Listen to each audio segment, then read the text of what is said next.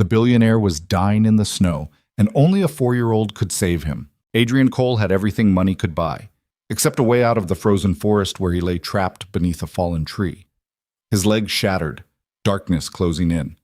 His daughter Ellie was his only hope, but sending a terrified child alone through a blizzard meant gambling with both their lives. What he didn't know was that the struggling woman Ellie would find in that parking lot would change everything, not just that night, but forever. Stay with me until the end of this story. Hit that like button and drop a comment with your city so I can see how far this tale travels. The highway cut through the mountains like a scar, black asphalt disappearing into white. Nothing as the December snow came down harder. Adrien Cole kept both hands on the wheel of the Range Rover, his knuckles tight, eyes scanning the road ahead through the rhythmic sweep of the wipers. Beside him in the passenger seat, his phone buzzed for the 14th time in an hour. He didn't look at it.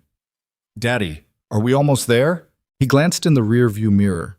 Ellie sat strapped into her car seat, her dark curls pressed against the window, breath fogging the glass. 4 years old, and she already had his eyes, that particular shade of gray-blue that his mother used to say looked like a storm coming in.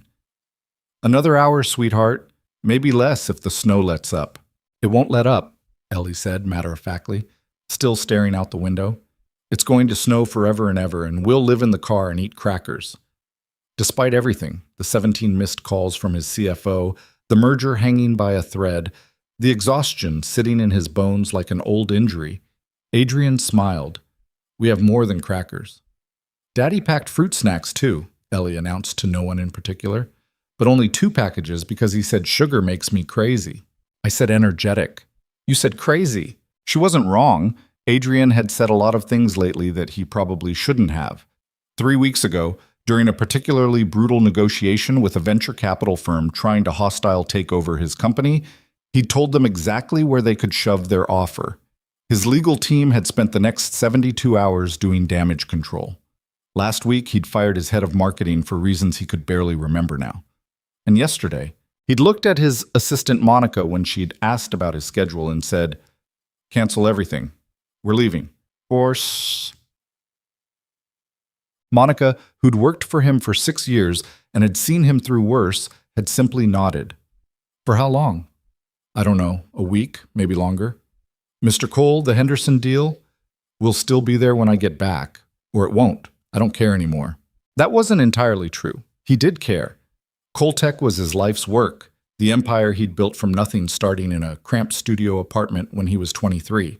At 32, he had offices in 14 countries, 3,000 employees, and a net worth that put him in the top 100 wealthiest people under 40. Forbes had called him a genius. TechCrunch had called him ruthless. His ex-wife had called him a lot of things, none of them complimentary, before she'd walked out when Ellie was 8 months old. But right now, driving through a snowstorm toward a cabin he'd rented sight unseen in the middle of nowhere, all he wanted was silence. No phones, no meetings, no decisions that affected thousands of people. Just him and Ellie, and maybe, possibly, a chance to remember what it felt like to breathe. "Daddy, I need to pee." Adrien checked the GPS. They were still 40 minutes from the cabin, and the last gas station had been 20 miles back. "Can you hold it, Elle?" "I already am holding it. That's what makes it hard." He spotted a scenic overlook sign ahead, barely visible through the falling snow. The parking area was empty, not surprising given the weather and the fact that it was nearly 4 in the afternoon on a Tuesday in December.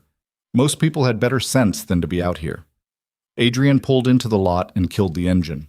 "Okay, but we have to be quick. It's getting dark." He wasn't exaggerating. The sun, what little of it had been visible all day, was already sinking behind the mountains, turning the sky a bruised purple-gray. The temperature had dropped 10 degrees in the last hour, according to the dashboard display. 17 degrees Fahrenheit and falling.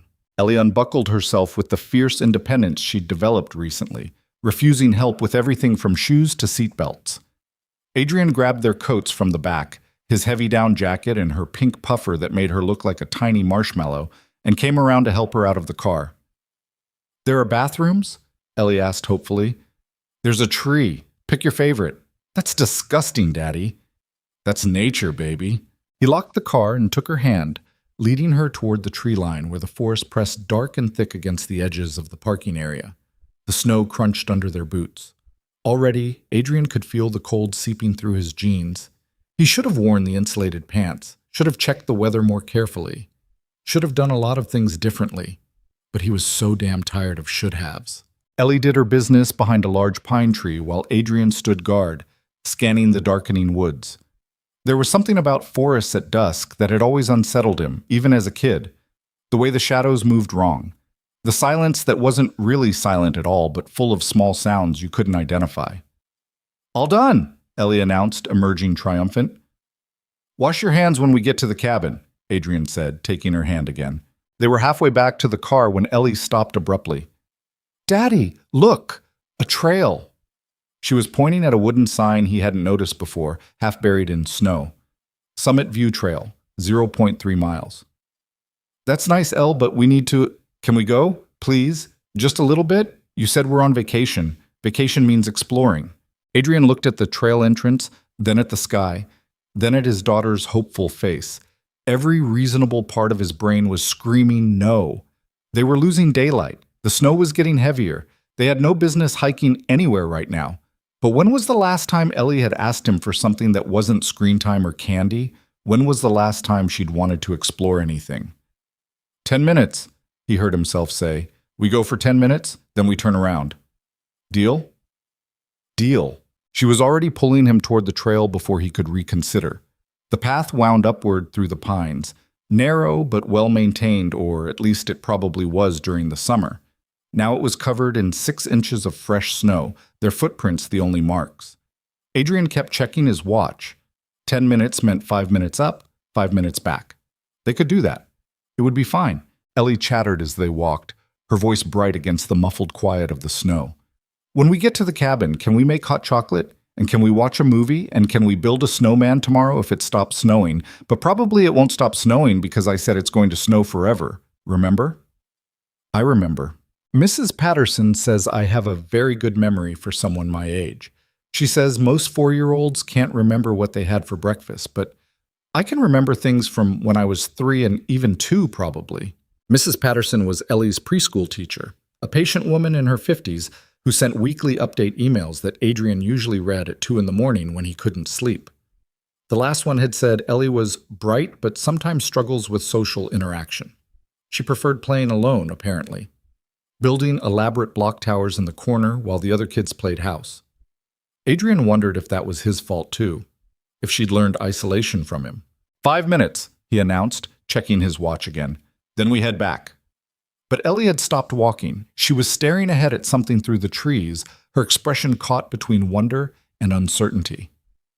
"Daddy, what's that?" Adrien followed her gaze. Through a gap in the pines, perhaps 50 yards off the trail, he could see what looked like the remains of an old stone structure. Maybe a hunting cabin or a shelter from decades ago, half collapsed and reclaimed by the forest. "Just an old building, sweetheart. Come on, Can we see it, please? Just really quick?" "Ellie, it's getting dark. We need to go back." "But we still have 5 minutes. You said 5 more minutes." She wasn't wrong, technically, and the structure wasn't far off the trail, maybe 30, 40 yards at most. They could look, take a picture for Ellie to show Mrs. Patterson, then head straight back to the car. "Stay close to me," Adrien said, already knowing he was making a mistake. They left the trail, pushing through deeper snow where it had drifted against the trees. The cold was really settling in now, that particular bite that meant the temperature was still dropping. Adrien's breath came out in white clouds. His fingers were starting to go numb even inside his gloves. The structure was smaller than it had looked from the trail, just 4 walls of stacked stone, no roof, maybe 10 feet square. Graffiti covered some of the rocks. Beer cans and cigarette butts littered the snow inside. A teenage hangout spot, probably, during the summer months. "It's old," Ellie said, running her mittened hand along the stones. "Very old. Now we've seen it, so let's..." Adrien's phone rang. He pulled it out automatically, some Pavlovian response to the ringtone, even though he'd promised himself he wouldn't check it. Monica's name flashed on the screen. He declined the call, but just seeing it brought everything rushing back. The Henderson deal, the merger, the 100 small fires burning back at the office that only he could put out. Or could he? What if he just didn't? What if he let it all burn for once? He turned to tell Ellie they were leaving, but she'd moved around to the other side of the structure, out of sight. Ellie? I'm here, Daddy. There's a... Her voice cut off with a startled shriek. Adrien's heart dropped into his stomach. He was moving before he could think, rounding the corner of the stone wall at a run. Ellie! She was standing there, perfectly fine, pointing at a squirrel that was racing up a nearby tree. He ran right past me. Did you see him? Jesus Christ, Ellie, you can't just scream like that. The words came out harsher than he meant them to. Ellie's face crumpled, her lower lip trembling. Adrien immediately felt like the worst father in the world, which was a feeling he'd gotten very familiar with over the past 4 years. I'm sorry, baby. You just scared me. I thought... He didn't finish the sentence, didn't want to say out loud all the terrible things his mind had conjured in that split second. Come on, let's go back to the car. I'll make you extra hot chocolate at the cabin. Ellie nodded, wiping at her eyes with her mitten. Adrien reached for her hand, and that's when his boot found the ice. It was hidden under a thin layer of snow, a sheet of frozen runoff that must have formed when the temperatures had fluctuated earlier in the week. Adrien's foot went out from under him fast. He was already falling when he tried to catch himself, already twisting wrong, and then his back hit something hard and he was sliding, rolling. There was a sharp pain in his ribs, and the world was tilting and tumbling, and he slammed to a stop against something solid. For a moment, Adrien just lay there, trying to get air back into his lungs. The sky above him was darkening to deep purple, snowflakes falling into his eyes. Everything hurt in a distant, muffled way that he knew meant shock. Give it a few seconds, and the real pain would hit. Daddy? Ellie's voice small and terrified. Adrien tried to sit up, and that's when he realized something was wrong. Very wrong. He couldn't move his left leg. He could feel it. The pain was starting to bloom there, hot and sharp, but he couldn't move it. He craned his neck trying to see, and his stomach lurched. He'd fallen into a small ravine, maybe 15 feet down from where Ellie stood at the top, and his left leg was pinned beneath a massive fallen tree branch, half rotted and covered in snow, but still solid enough to trap him completely. Buck, Adrien whispered. Daddy, are you okay? I'm fine, baby. Don't come down here, okay? Stay right where you are. But he wasn't fine. He tried to shift the branch, and pain screamed up his leg, so intense that black spots danced across his vision. The branch didn't move, not even an inch. Adrien looked around frantically. The sides of the ravine were steep, slick with ice and snow. Even if he could free his leg, he wasn't climbing out of here, not without help. He pulled out his phone with shaking hands. The screen was cracked, must have hit something during the fall, but it still worked. He pulled up the emergency call screen. No signal. He tried moving, holding the phone higher, but the result was the same. They were too deep in the mountains, in the ravine, behind too much rock and too many trees. No signal. Daddy, I'm scared. Ellie was crying now, standing at the edge of the ravine in her pink coat, and Adrien realized with a crystalline horror that the sky was getting darker by the minute. Another 30 minutes and it would be full night. The temperature was already in the teens and dropping. He was trapped, injured, and his 4-year-old daughter was alone at the top of a ravine in the middle of nowhere. It's okay, sweetheart. It's going to be okay. The lie tasted like blood in his mouth. Can you do something for Daddy? What? I need you to go back to the car and wait for me there, okay? Get in the back seat where it's warm. I'll be there soon. Even as he said it, Adrien knew it was wrong. The car was locked. She couldn't get in. And even if she could, how long would she last out here alone? How long until someone drove by that empty parking lot and found her? How long until they found him? I don't want to leave you, Daddy. I know, baby, but I need you to be brave, okay? Can you be brave for me? Ellie nodded, tears streaming down her face, and then Adrien made the hardest decision of his life. Actually, Ellie, I need you to do something different, something really important. What? I need you to find help. The words felt impossible even as he said them. Send his 4-year-old daughter alone through the woods, in the dark, in the snow, to find help? It was insane. It was dangerous. It was possibly the worst idea he'd ever had. But what other choice did he have? When you get back to the parking lot, Adrien said, forcing his voice to stay calm, if there's anyone there, any grown-up at all, you tell them your daddy is hurt and he needs help. Can you do that? But what if there's nobody there? Then you wait. Someone will come eventually. Another lie. Maybe. He didn't know anymore. I'm scared, Daddy. I know, sweetheart. I'm scared too. But you're so brave, Ellie. You're the bravest girl I know.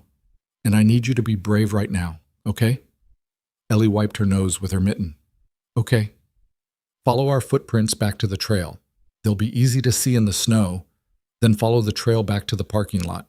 Can you remember that? Follow our footprints. Follow the trail. Good girl. And Ellie? Yeah? I love you more than anything in the whole world. I love you too, Daddy. Then she was gone, disappearing back up toward the stone structure, and Adrien was alone in the ravine with the snow falling harder and the darkness closing in and his leg on fire beneath the weight of the tree. He closed his eyes and tried not to think about all the ways this could go wrong. Tried not to think about Ellie lost in the woods, frozen, scared, calling for him. Tried not to think about the fact that he might die here, that he'd brought this on himself by not being more careful, by always thinking he could control everything, by being so goddamn arrogant that he'd thought a 10-minute hike in a snowstorm was fine, perfectly fine, because Adrien Cole didn't make mistakes. Except he did. He made them all the time, and this one might cost him everything. Oh shit. Clara Hayes stood in the parking lot of the Summit View trailhead, staring at her car and trying to decide if she had enough gas to make it home. The gauge had been sitting just above empty for the past 20 miles, that little warning light glowing orange in a way that felt less like a suggestion and more like a countdown. She had $12 in her checking account. Payday wasn't until Friday. It was Tuesday. The math didn't work out in her favor. It never did anymore. Clara pulled her coat tighter, a thin quilted thing she'd bought at Goodwill 3 years ago, back when she'd had a different life, and walked back to the driver's side door. Her breath came out in white clouds. Her fingers were numb.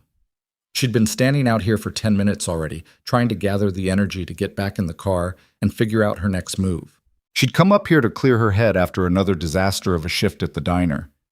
6 hours on her feet for $42 in tips, half of which she'd had to give to the new girl because apparently sharing tips builds team unity, or whatever garbage Dale the manager was spouting this week.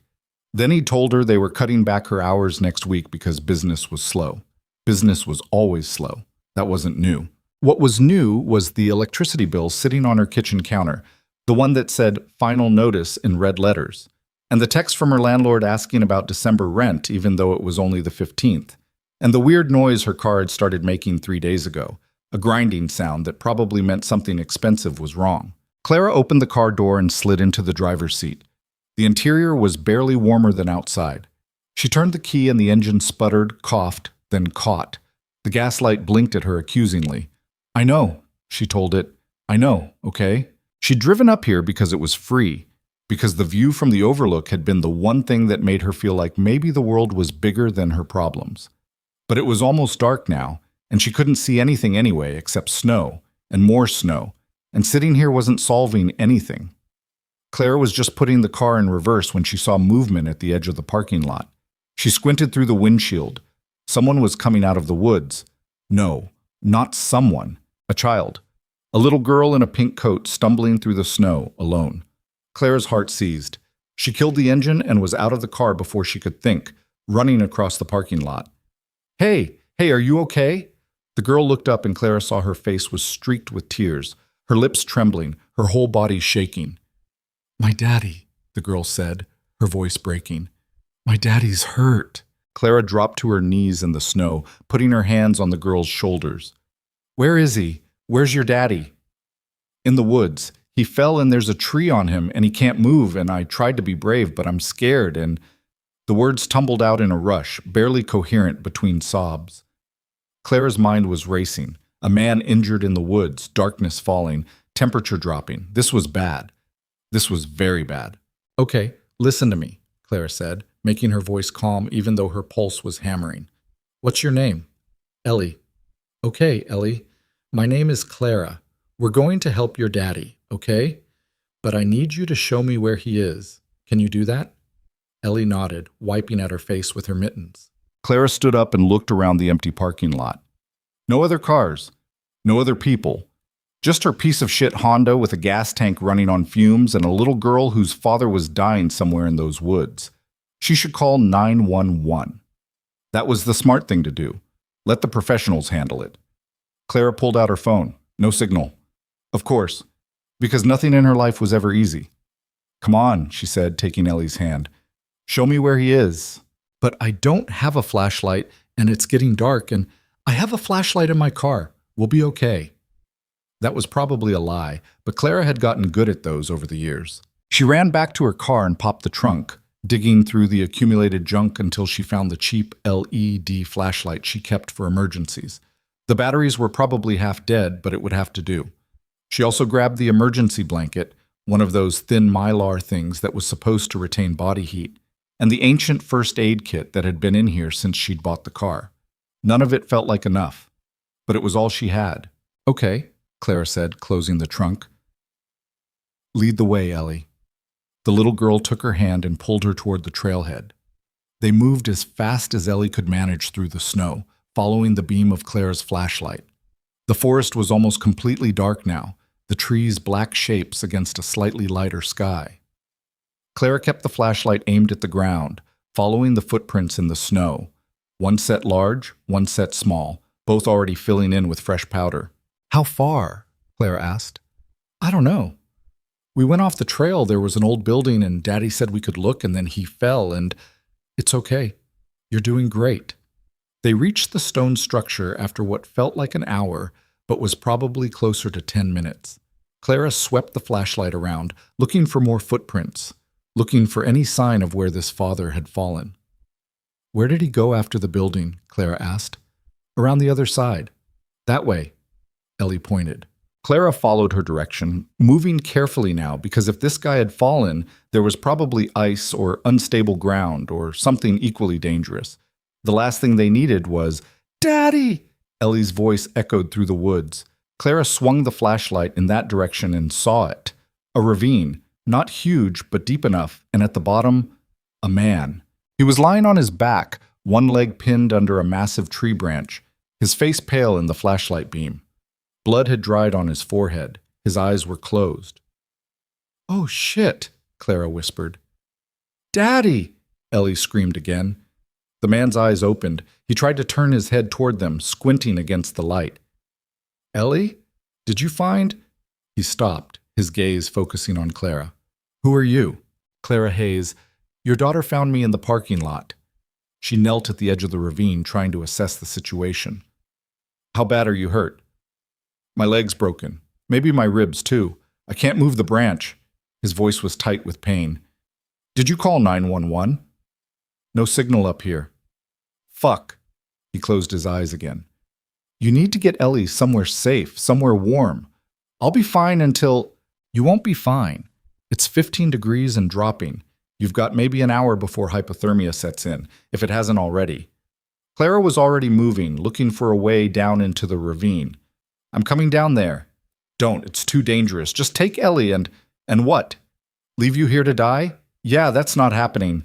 She found a spot where the slope wasn't quite as steep and started down, using her free hand to grab at exposed roots and rocks. The snow made everything slippery. Twice, she almost fell. But she made it to the bottom and hurried over to where the man lay pinned. Up close, he looked even worse. His skin was gray, his breathing shallow. The branch across his leg was massive, had to weigh at least 300 pounds. How the hell was she supposed to move that? What's your name? Clara asked, kneeling beside him. Adrien. Adrien Cole. The name sounded vaguely familiar, but Clara couldn't place it. Okay, Adrien, I'm going to try to lift this branch. When I do, you need to pull yourself free. Can you do that? I don't think... Can you do that? He met her eyes. Even in pain, even terrified, there was something sharp in his gaze, something that said he was used to being in control, used to making decisions, not taking orders. Yes, he said finally. Clara positioned herself at the end of the branch, bracing her feet against the slope. She was small, 5'4", and maybe 120 pounds soaking wet, and out of shape from too many missed meals and not enough sleep. This was impossible, but she didn't have a choice. On 3, Clara said. 1, 2, 3. She pulled upward with everything she had, The branch moved, not much, maybe 6 inches, but it was enough. Adrien screamed as he dragged himself free, his broken leg sliding through the snow. The sound cut through Clara like a knife. She held the branch as long as she could, muscles screaming, then had to let it drop. Adrien had made it clear. He was free. He was also very obviously not okay. His left leg was bent at an angle that made Clara's stomach turn. Blood soaked through his jeans. When he tried to put weight on it, he immediately collapsed. "Don't," Clara said, catching him. "You can't walk on that." "I don't have a choice." "Then I'll help you. You're half my size." "You got a better plan?" Adrien looked up at the top of the ravine, where Ellie was still standing, crying. He looked back at Clara, and something in his face shifted, some wall coming down. "No," he admitted. "I don't." Getting Adrien up the slope was brutal. He was easily 6 feet tall and solid muscle under the expensive outdoor gear he was wearing. Clara got under his right arm, taking as much of his weight as she could, and they started climbing. Every step sent shocks of pain through Adrien's body. She could feel him trembling against her, could hear his breathing coming in harsh gasps. Twice they slipped and nearly went back down. But they made it. At the top, Ellie threw herself at Adrien, wrapping her arms around his neck. "Daddy, I was so scared." "You did so good, baby. So good." He looked at Clara over his daughter's head. "Thank you." Clara just nodded. She was breathing hard, her heart pounding. They weren't safe yet, not even close. "Can you walk?" she asked. "I'll have to." They made their way back to the trail, then down toward the parking lot. Adrien leaned heavily on Clara, his arm around her shoulders, his weight pressing her down into the snow with every step. Ellie walked ahead with the flashlight, trying to be brave, but Clara could see how scared she was, could see how scared they all were. It took 45 minutes to reach the parking lot. By the time they emerged from the trees, Adrien was barely conscious, his skin clammy and cold despite the exertion. Clara half walked, half carried him to the Range Rover, getting him propped against the side of it while she tried to figure out their next move. Her car wouldn't make it. Not with Adrien's weight, not with the snow, not with the almost empty gas tank. But his car would. "Keys," Clara said. Adrien fumbled in his pocket, pulled out the key fob with shaking hands. Clara took it and got the passenger door open, then somehow, she still didn't know how, managed to get Adrien inside. Ellie climbed into the back seat without being asked. Clara got behind the wheel and started the engine. The dashboard lit up, beautiful and warm. Full tank of gas. Working heater. This car probably cost more than she made in 5 years. She put it in drive and headed down the mountain. 20 minutes later, her phone caught a signal. She pulled over and called 911 with shaking hands, gave them their location, told them about Adrien's injuries. The dispatcher said an ambulance would meet them at the bottom of the mountain road, at the junction with Highway 9. Clara drove. Adrien was silent now, his head against the window, his breathing shallow. In the back seat, Ellie had stopped crying, but she was watching her father with eyes too old for a 4-year-old. "He's going to be okay," Clara heard herself say. "The ambulance is coming. He's going to be okay." "Are you going to stay?" Ellie asked. "When the ambulance comes?" Clara looked at the little girl in the rear-view mirror, at her tear-stained face and her pink coat and her dark curls, at the hope in her eyes. "Yes," Clara said. "I'll stay." She didn't know why she promised that, didn't know what made her think this was her problem to solve. But something in her chest had broken open when she'd seen Ellie stumbling out of those woods alone, and she couldn't seem to close it back up again. They met the ambulance at the junction. Paramedics swarmed the Range Rover, getting Adrien onto a stretcher, checking his vitals, starting an IV. One of them asked Clara what happened, and she explained as best she could. They said he'd probably need surgery on the leg, maybe the ribs too. They said he was lucky to have made it out of the woods, lucky his daughter had found help, lucky that help hadn't driven away. Clara didn't feel lucky. She felt exhausted and cold, and like she'd just run a marathon. Her whole body was shaking now that the adrenaline was wearing off. "Ma'am, are you okay?" one of the paramedics asked. "I'm fine." "You should probably get checked out too. You might be in shock." "I said I'm fine." The paramedic nodded, clearly not believing her, but also clearly too busy to argue. They were loading Adrien into the ambulance when Ellie grabbed Clara's hand. "Don't go," she said. "Please don't go." Clara looked down at her. At this little girl she'd known for less than 2 hours who was looking at her like she was the only solid thing in a world that had just tried to kill her father. "I won't," Clara said. "I'll follow the ambulance to the hospital, okay?" Ellie nodded and let the paramedics help her into the back of the ambulance with her father. The doors closed.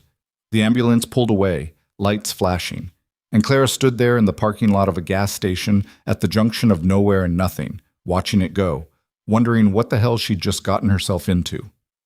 She should go home. She should get in her piece of shit car with its dying gas tank and its grinding noise and drive back to her tiny apartment with its final notice electricity bill and forget this ever happened. That would be smart. That would be sensible. Instead, Clara got in the Range Rover, because apparently she'd just stolen a billionaire's car, though she didn't know he was a billionaire yet, and followed the ambulance toward the hospital, because Ellie had asked her not to go. And Clara Hayes might have been broke and tired and barely hanging on, but she still remembered how to keep a promise to a scared little girl. Even if it was stupid, even if it made no sense, even if every instinct told her this was going to complicate her life in ways she couldn't afford. She followed the ambulance through the snow and the darkness toward whatever came next. The hospital waiting room smelled like disinfectant and bad coffee. Clara sat in a plastic chair that was probably designed to be as uncomfortable as possible, watching Ellie sleep curled up beside her. The little girl had finally crashed about an hour ago, her head in Clara's lap, still wearing that pink coat because Clara didn't know what else to do with her. A nurse had come by twice to check on them. The second time, she'd brought a blanket and a sympathetic smile. "Are you Mom?" "No, just a friend." The nurse had nodded like that made sense, like women showed up at emergency rooms with other people's kids all the time. Maybe they did. Clara wouldn't know. She'd spent most of her adult life avoiding hospitals because she couldn't afford them. It was almost midnight now. 3 hours since they'd arrived. 3 hours of sitting in this chair, staring at those double doors, waiting for someone to come out and tell her whether Adrien Cole was going to live or die or what. Not that it was her business, not that she had any right to be here. Clara shifted slightly, trying not to wake Ellie, and felt every muscle in her body protest. Her shoulders ached from supporting Adrien's weight through the woods. Her hands were scraped raw from grabbing rocks and roots in the ravine. Her feet were numb from being wet and cold for too long. She should leave. Call someone. There had to be someone, family, friends, someone who actually belonged in this kid's life. Someone who wasn't a broke waitress who just happened to be in the right parking lot at the right time. Except every time Clara tried to stand up, Ellie would stir and make this small sound in her sleep, and Clara would freeze, unable to move. The double doors opened. A doctor came through, still in surgical scrubs, pulling off his mask. He was older, maybe 50, with gray hair and tired eyes. He looked around the waiting room, which was mostly empty at this hour, and his gaze landed on Clara. "Are you with Adrien Cole?" Clara carefully extracted herself from under Ellie, laying the girl's head on the blanket. "Yes? How is he?" "He's stable. We had to do surgery on the leg. Compound fracture of the tibia and fibula. He also had 3 broken ribs, one of which punctured his lung. We've drained the fluid and he's breathing okay now, but we'll need to monitor him closely for the next 48 hours. Clara felt something loosen in her chest. "So he's going to be okay?" "Barring complications, yes. He'll need physical therapy, and he's looking at 6 to 8 weeks before he can put full weight on that leg, but he should make a full recovery." The doctor paused. "Are you family?" "No, I found him. In the woods." "Well, he's very lucky you did. Another hour, and we'd be having a different conversation." The doctor glanced over at Ellie. "Is that his daughter?" "Yeah, Ellie." "Someone should probably call her mother. Let her know what's happened." Clara opened her mouth, then closed it. She had no idea if there was a mother. Adrien hadn't mentioned anyone. Ellie hadn't mentioned anyone. For all Clara knew, the woman was dead or gone, or... "I'll talk to Mr. Cole about it," the doctor said, reading something in Clara's expression. "He's awake now, if you want to see him. Room 237. Can I bring Ellie?" "Keep it short. He needs rest." The doctor walked away, and Clara stood there for a moment, trying to decide what to do. The smart thing would be to wake Ellie, take her to see her father, then leave. Go home. Get back to her own disaster of a life. Instead, she gently shook Ellie's shoulder. "Hey, sweetie, wake up." Ellie's eyes opened slowly. For a second, she looked confused, like she'd forgotten where she was. Then it all came rushing back, and she sat up fast. Is Daddy okay? He's okay. The doctor fixed him up. You want to go see him? Ellie was already on her feet, the blanket falling to the floor. They took the elevator to the second floor, found room 237 halfway down a quiet hallway. Clara knocked softly, then pushed the door open. Adrien was propped up in the hospital bed, looking about as bad as Clara had expected. His left leg was in a cast from hip to ankle, elevated on some kind of support. His chest was wrapped in bandages. There was an IV in his arm and monitors beeping softly beside him, but his eyes were open and alert. Daddy! Ellie ran to the bedside. Hey, baby. Adrien's voice was rough, probably from the breathing tube during surgery. He reached out with his good arm and Ellie grabbed his hand. You okay? I'm okay. Are you okay? I'm okay now. He looked past Ellie to where Clara stood in the doorway. You're still here. Wasn't quite a question, but Clara answered anyway. I promised Ellie I'd stay. Something flickered across Adrien's face, surprise maybe, or gratitude, or something Clara couldn't identify. Thank you for everything. I don't know how to... He stopped, shook his head. Thank you. You don't have to thank me. Yeah, I do. You saved my life. Clara didn't know what to say to that, so she just nodded. An awkward silence settled over the room, broken only by the beeping of the monitors. Ellie was still holding Adrien's hand, pressed up against the side of the bed, like she was afraid he might disappear if she let go. The doctor said you'll be here for a few days, Clara said finally. Is there someone I should call? Family or... No. Adrien's answer came fast, too fast. There's no one. What about Ellie's mom? His expression went hard. She's not in the picture. Hasn't been for years. Friends then. Your work. Someone must be wondering where you are. Adrien closed his eyes briefly, and when he opened them again, he looked exhausted. My assistant, Monica. She'll handle everything. I'll call her in the morning. Clara glanced at the clock on the wall. It was already morning, almost 1 a.m. Look, Adrien said, following her gaze. You should go home, get some rest. You've done more than enough. He was right. Clara knew he was right. But Ellie was looking at her now with those big eyes, and Clara felt that thing in her chest crack open wider. What about Ellie? She heard herself ask. Where's she going to stay while you're in here? I'll figure something out. Monica's your assistant, not a babysitter. Then I'll hire someone. At 1 a.m? Adrien's jaw tightened. Clara could see him trying to maintain control of the situation, trying to handle everything himself even though he was lying in a hospital bed with a broken leg and punctured lung and a 4-year-old who'd just watched her father almost die. I could stay with her, Clara said. The words were out before she could stop them, before she could think about what she was offering or why or how monumentally stupid this was. Adrien stared at her. What? Just for tonight. Tomorrow you can figure out something else. But right now she needs sleep, and so do you, and arguing about it isn't helping anyone. I can't ask you to... You're not asking. I'm offering. You don't even know us. No, Clara agreed, but Ellie knows me, and right now that's what matters. She looked down at the little girl, who was watching this exchange with worried eyes. What do you think, Ellie? Want to stay with me tonight? Ellie looked at her father. Can I, Daddy? Adrien ran his free hand through his hair, wincing when the movement pulled at his ribs. He looked at Clara for a long moment, and she could see him doing calculations in his head, weighing risks, trying to decide if he could trust her. Where would you take her? He asked finally. Your car's still in the parking lot. I'm assuming you have a hotel or something around here. A cabin, about 40 minutes from here. The address is in my phone. He gestured toward the small table beside the bed where his personal belongings were stacked. The rental company sent a lockbox code. It's in my email. Clara picked up the phone. The screen was still cracked from the fall, but it worked. What's your passcode? 7731. She unlocked it and pulled up his email, found the rental confirmation. The cabin was in a small mountain town called Cedar Ridge. Lockbox code 4829.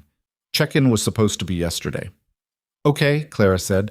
We'll go there. I'll get her settled, make sure she eats something. You have my number if you need anything. Adrien blinked. I don't have your number. Oh, right.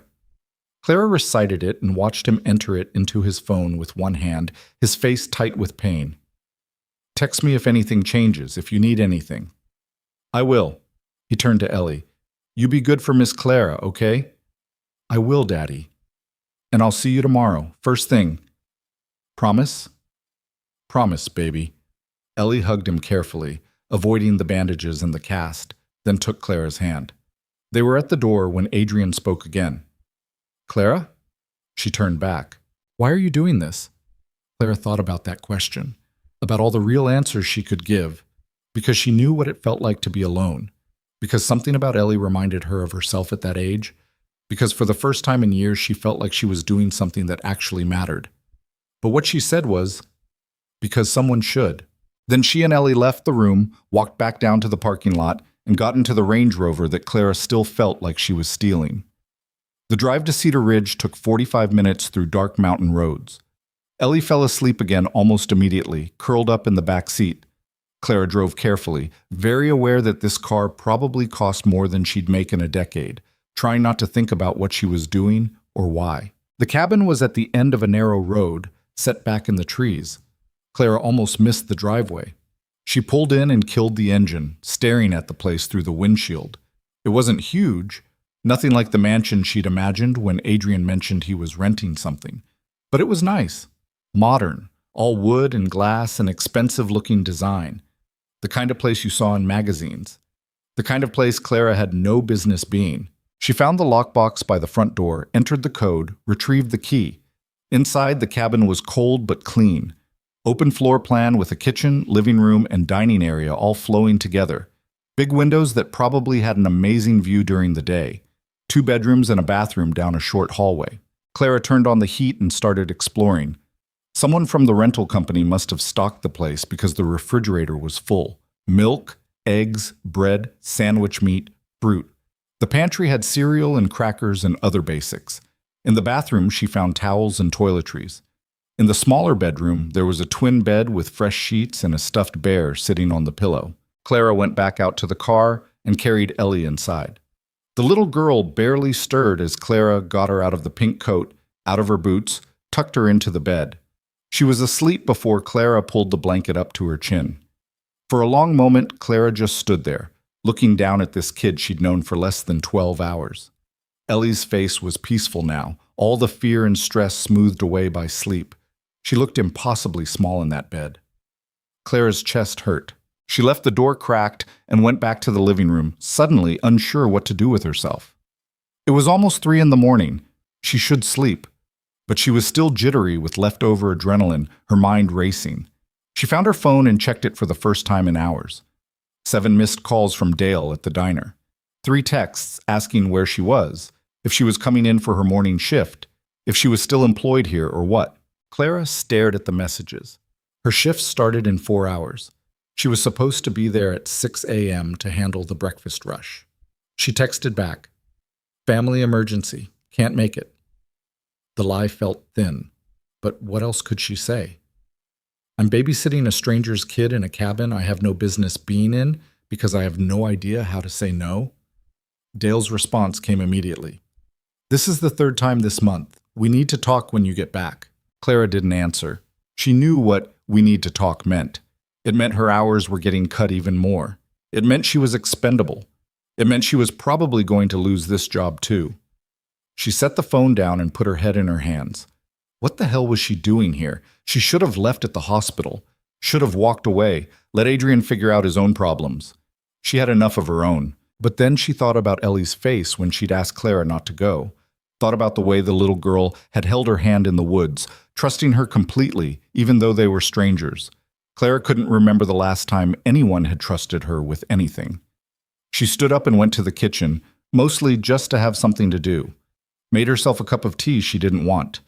Stood at the counter drinking it and looking out at the dark trees beyond the window. Her reflection stared back at her from the glass. 30 years old and looking older, wearing a coat from Goodwill and jeans with a hole in the knee. Hair pulled back in a messy ponytail, dark circles under her eyes. When had she started looking so tired? When had she stopped believing things could get better? Clara finished the tea and washed the cup, put it back in the cabinet. Then she went to the couch and lay down, not bothering with a blanket, and closed her eyes. She didn't think she'd be able to sleep, but exhaustion won out and she was gone in minutes. She woke to sunlight streaming through the windows and a small hand shaking her shoulder. "Clara? Are you awake?" Clara opened her eyes and found Ellie standing beside the couch, still in yesterday's clothes, her hair a mess of curls. "I'm awake," Clara croaked. Her neck hurt from the angle she'd been sleeping at. Her whole body hurt, actually. "What time is it?" "I don't know. I'm hungry." Clara checked her phone, 8:30. She'd slept for 5 hours. It felt like 5 minutes. "Okay," she said, sitting up. "Let's get you breakfast." In the kitchen, Clara made scrambled eggs and toast while Ellie sat at the counter and talked. The kid was a chatterbox when she wasn't terrified, jumping from topic to topic without pause. Her favorite color was purple. She liked dinosaurs better than princesses. She was learning to read and could spell her whole name. Her teacher, Mrs. Patterson, had a cat named Whiskers. Clara listened and cooked and felt something unfamiliar settling in her chest. It took her a minute to recognize it. Peace. When was the last time she'd felt peaceful? "Can we go see Daddy?" Ellie asked around a mouthful of eggs. "After you eat. And after we get you cleaned up."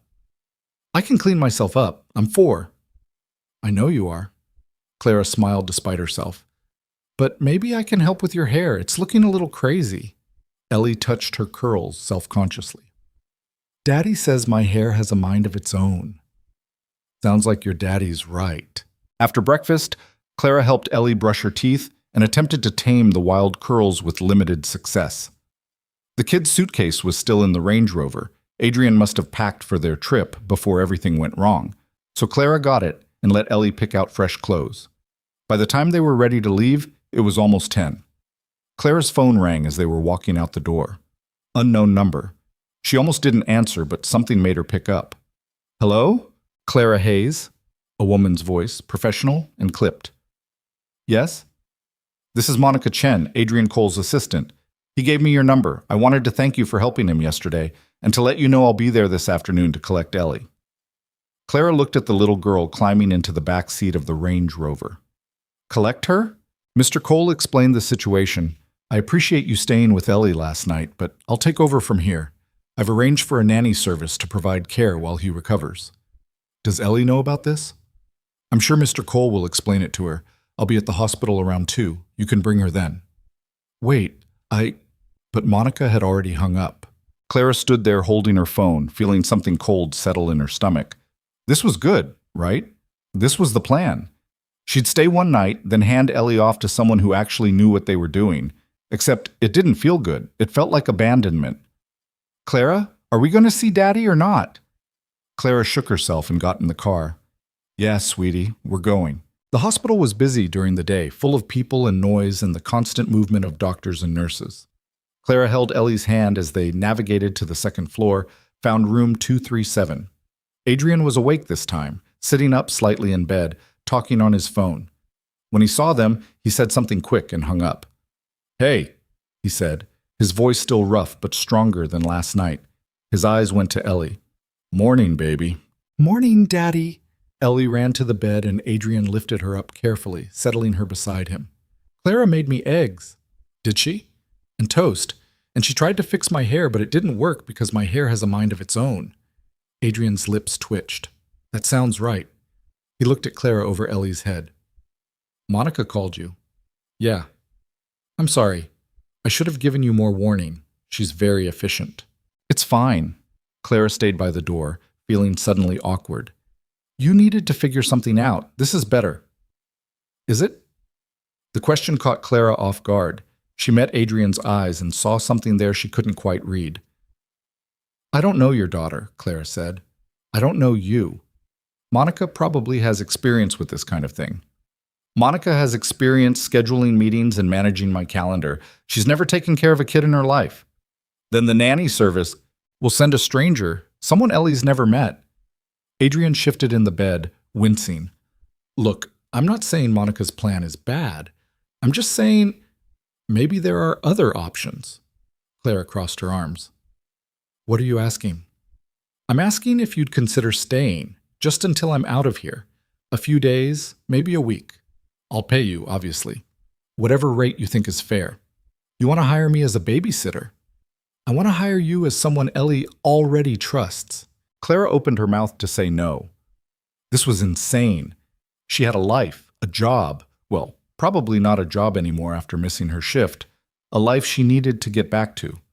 But then Ellie looked up at her and said, "Please, I like you better than strangers." And Clara felt that crack in her chest widen into something that might swallow her whole. "How much?" she asked Adrien. "What? How much are you offering to pay?" Adrien named a number that made Clara's knees weak. Per day. For a week, that was more than she made in 2 months at the diner. "That's too much," she said automatically. "That's what you're worth." "You don't even know me. I know you pulled me out of a ravine when you could have left. I know my daughter feels safe with you. That's enough." He paused. "Unless you have commitments, work or family or—" "I don't." The words came out harsher than Clara intended. "I don't have anything." The silence that followed felt heavy. Adrien's expression shifted into something that might have been understanding or pity or both. Clara couldn't tell and didn't want to. "Okay," she said before she could change her mind. 1 week. But I need a few hours today to handle some things at home. Take whatever time you need. Monica won't be here until 2 anyway." Clara nodded and turned to leave. "Clara?" She stopped. "Thank you." "Stop thanking me," Clara said without turning around. "You're paying me. It's a job." But they both knew it wasn't just a job. Not really. Clara drove back to her apartment in her own car, which made horrible grinding noises the entire way and died twice at red lights. She made it to her building, a rundown complex on the wrong side of town, and sat in the parking lot for a long moment, trying to gather the energy to go inside. Her apartment was exactly as she'd left it. Small. Depressing. The electricity bill still on the counter, still red, still final notice. Clara paid it using the banking app on her phone, watching her account balance drop to $3.47. Then she packed a bag, clothes for a week, toiletries, the book she'd been trying to read for 6 months and never finished. On impulse, she also grabbed the framed photo from her bedside table. It was old, the colors faded. Clara, at 7 years old, standing between her parents. Everyone smiling, everyone whole, before everything fell apart. She shoved the photo in the bottom of her bag and zipped it closed. Before she left, she called Dale at the diner. He answered on the second ring. "You done with your family emergency?" "I quit." Silence. Then, "You're kidding." "I'm not. I appreciate the work, but I need to move on." "Move on to what, Clara? You got something better lined up?" She thought about Adrien's offer, about the money he was paying her, about Ellie's hand in hers. "Yeah," she said, "I do." "Well, good luck with that. You're going to need it." He hung up. Clara stood in her empty apartment, holding her phone, and felt nothing. No regret, no fear, nothing. She grabbed her bag and left. Back at the hospital, she found Monica had already arrived. The woman was exactly what Clara expected. Mid-30s, impeccably dressed in a power suit despite the mountain town setting, standing beside Adrien's bed with a tablet in her hand, going over what sounded like business emergencies. She looked up when Clara entered with Ellie. "You must be Clara." "That's me?" Monica's eyes did a quick assessment, taking in Clara's cheap coat, her worn jeans, probably cataloging everything about her that screamed doesn't belong here. "I've arranged for the nanny service to send someone tomorrow morning. They're very reputable. Background checks, references, the works." "Actually," Adrien said, "that won't be necessary. Clara's agreed to stay with Ellie while I'm recovering." Monica's perfectly shaped eyebrows rose. "I see. And her qualifications?" "She saved my life," Adrien said flatly. "That's qualification enough." Something flickered across Monica's face, surprise maybe, or concern, but she smoothed it away quickly. "Of course. Whatever you think is best, Mr. Cole." The formality felt weird. Mr. Cole. Like Adrien was a stranger instead of someone Clara had hauled bleeding through the snow. Monica stayed for another hour, going over contracts and calls, and a dozen things that meant nothing to Clara. Finally, she left with promises to handle everything from the office. "She doesn't like me," Clara said once Monica was gone. "She doesn't trust easily." Adrien shifted in the bed, trying to find a comfortable position and failing. "Give her time." "I'm not planning to be around long enough for that." "Right. 1 week. Ellie had fallen asleep in the chair beside the bed, exhausted from the emotions of the past 24 hours. Clara watched her sleep and felt that familiar ache. "Can I ask you something?" Adrien said quietly. "Sure." "Why were you in that parking lot yesterday? Middle of nowhere, middle of a snowstorm. What were you doing there?" Clara kept her eyes on Ellie, trying to figure out if I had enough gas to get home. "And did you?" "Barely." "Where's home?" "A shitty apartment 40 minutes from here. Nothing special." "Family?" "Dead. Both my parents 3 years ago. Car accident." She didn't know why she told him that. Didn't know why she was giving this stranger pieces of herself she usually kept locked away. "I'm sorry," Adrien said. "Don't be. It was a long time ago." "Not really. 3 years felt like yesterday most days." "What about you? Ellie said her mom's not around." Adrien's expression went carefully blank. "She left when Ellie was a baby. Decided motherhood wasn't for her. Signed away her rights and disappeared." "That's shitty." "Yeah." He was quiet for a moment. "I tried to make it work. Tried to be enough for both of us. But I don't know if I'm doing a good job." Clara looked at him, this billionaire in a hospital bed, broken and vulnerable and clearly terrified he was failing his daughter. "She loves you," Clara said. "That counts for something." "Does it?" "Yeah, it does." The week that followed was strange. Clara fell into a routine she hadn't expected. Mornings at the cabin with Ellie, making breakfast and playing games and reading books. Afternoons at the hospital with Adrien, Ellie coloring in the chair while Adrien worked on his laptop and Clara tried to stay out of the way. Evenings back at the cabin, putting Ellie to bed and then sitting alone in the living room wondering what she was doing. Adrien got better slowly. The pain lessened, his color improved. By day 4, he was sitting up without wincing. By day 6, he was talking about discharge plans. And somewhere in there, Clara stopped feeling like an outsider. She and Adrien talked. Real conversations, not just logistics about Ellie's care. He told her about building his company from nothing, about the pressure and the loneliness that came with success. She told him about her parents, about the downward spiral after they died, about how she'd been barely surviving for years. "Why'd you stay in that job?" Adrien asked one afternoon while Ellie napped in the chair.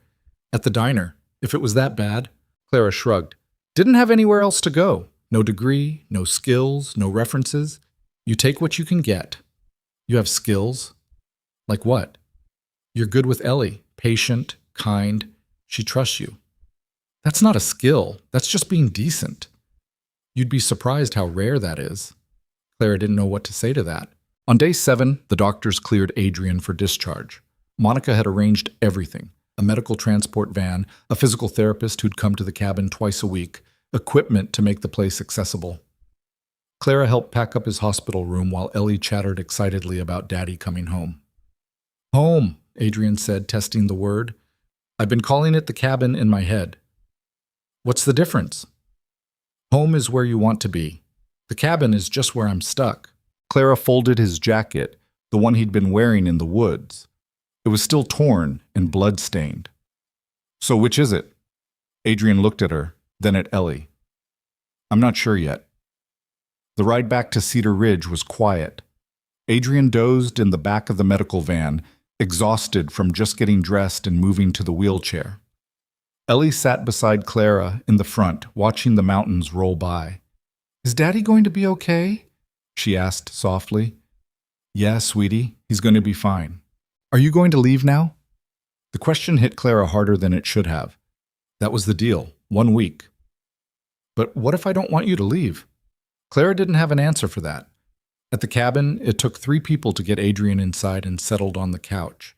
The physical therapist showed Clara how to help him with the crutches, how to manage the pain medication, what warning signs to watch for. Then everyone left.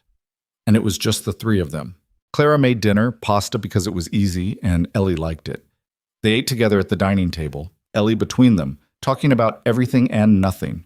After dinner, Clara got Ellie ready for bed while Adrien sat on the couch, looking frustrated that he couldn't help.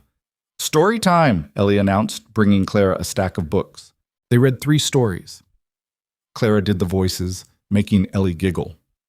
And when the little girl finally fell asleep, Clara came back out to the living room to find Adrien still on the couch, staring at nothing. "You okay?" she asked. "Just thinking." "About?" He looked at her. "About what happens next. You heal, you go back to your life, your company, whatever. What about you? What about me? What do you go back to?" Clara sat down in the chair across from him. "I don't know. Find another job, I guess. Another apartment.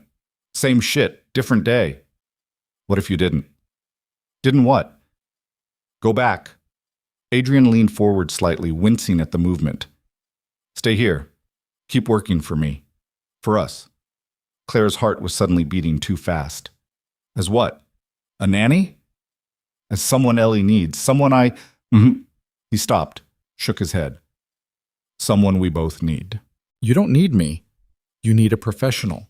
Someone with actual childcare experience." "Ellie doesn't need a professional. She needs someone who gives a damn, and you do. I can see it." "You're not thinking clearly. It's the medication." "It's not the medication." Adrien's voice was firm. "Look, I know this is sudden. I know we barely know each other. But this past week, watching you with Ellie, watching you figure out this life we've been stumbling through, it works. We work." Clara stood up, suddenly needing distance. "This isn't real, Adrien. It's not a life. It's just temporary. A week. That was the deal." "Deals can change." "Not this one." She walked to the window, staring out at the dark trees. Her reflection stared back, still tired, still worn, but something was different, something in her eyes. "I'm scared," she said quietly. "Of what?" "Of this. Of wanting something I can't have. Of believing it could work and then watching it fall apart." She turned to face him. "I don't have anything, Adrien. No money, no family, no safety net. If this goes wrong, I've got nothing to fall back on." "What if it doesn't go wrong?" "Things always go wrong." "Not always." Clara shook her head. "I should go. My week's up. You've paid me. We're done." Clara said, "Thank you for the opportunity, really, but I can't do this." She went to the guest room and grabbed her bag, already packed because some part of her had known this moment was coming. When she came back out, Adrien was trying to stand on his crutches. "Don't," Clara said. "You'll hurt yourself." "Then stay." "I can't." "Why not?" "Because," the word came out louder than she meant it to. "Because I'm falling for you, okay? Both of you. And that terrifies me, because people I care about leave or die or disappear, and I can't do that again. I can't let myself want this and then lose it." Silence.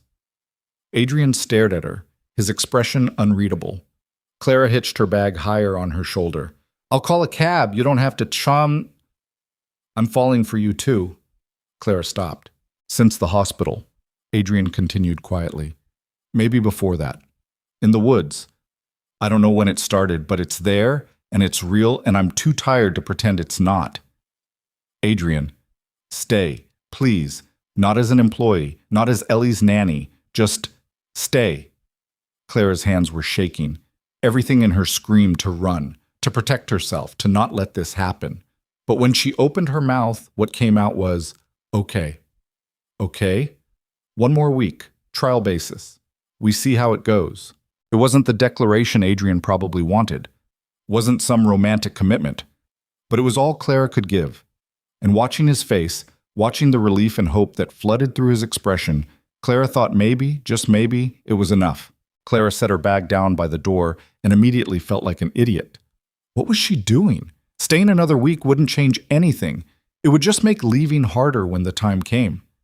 "I'll sleep on the couch," she said, not looking at Adrien. "You take the main bedroom. It's bigger and you need space for the leg." Clara, "I'm tired. Can we not do this tonight?" Adrien nodded slowly. "Yeah, okay." Clara helped him get settled in the bedroom, made sure his medication and water were within reach, then retreated to the living room. She lay on the couch in the dark, listening to the house settle around her, and tried not to think about what she'd just agreed to. One more week. What difference would a week make? The answer, it turned out, was everything. The next morning started with Ellie jumping on the couch at 6:30, her hair a disaster and her pajamas twisted around backwards. "Clara, you're still here!" "Jesus, kid. Yes, I'm still here. Clara sat up, rubbing her eyes. Why are you awake so early? Because Daddy's home and you're here, and I'm too excited to sleep. From the bedroom, Adrien's voice called out, rough with sleep. Ellie, let Clara rest. She's already awake, Daddy. Clara dragged herself off the couch and followed Ellie into the kitchen. Okay, breakfast. What do you want? Pancakes. I don't know how to make pancakes. Ellie's face fell so dramatically that Clara almost laughed. You don't know how to make pancakes? I know how to make scrambled eggs and toast. That's about it. Daddy makes pancakes. Well, Daddy's got a broken leg, so today you're getting eggs.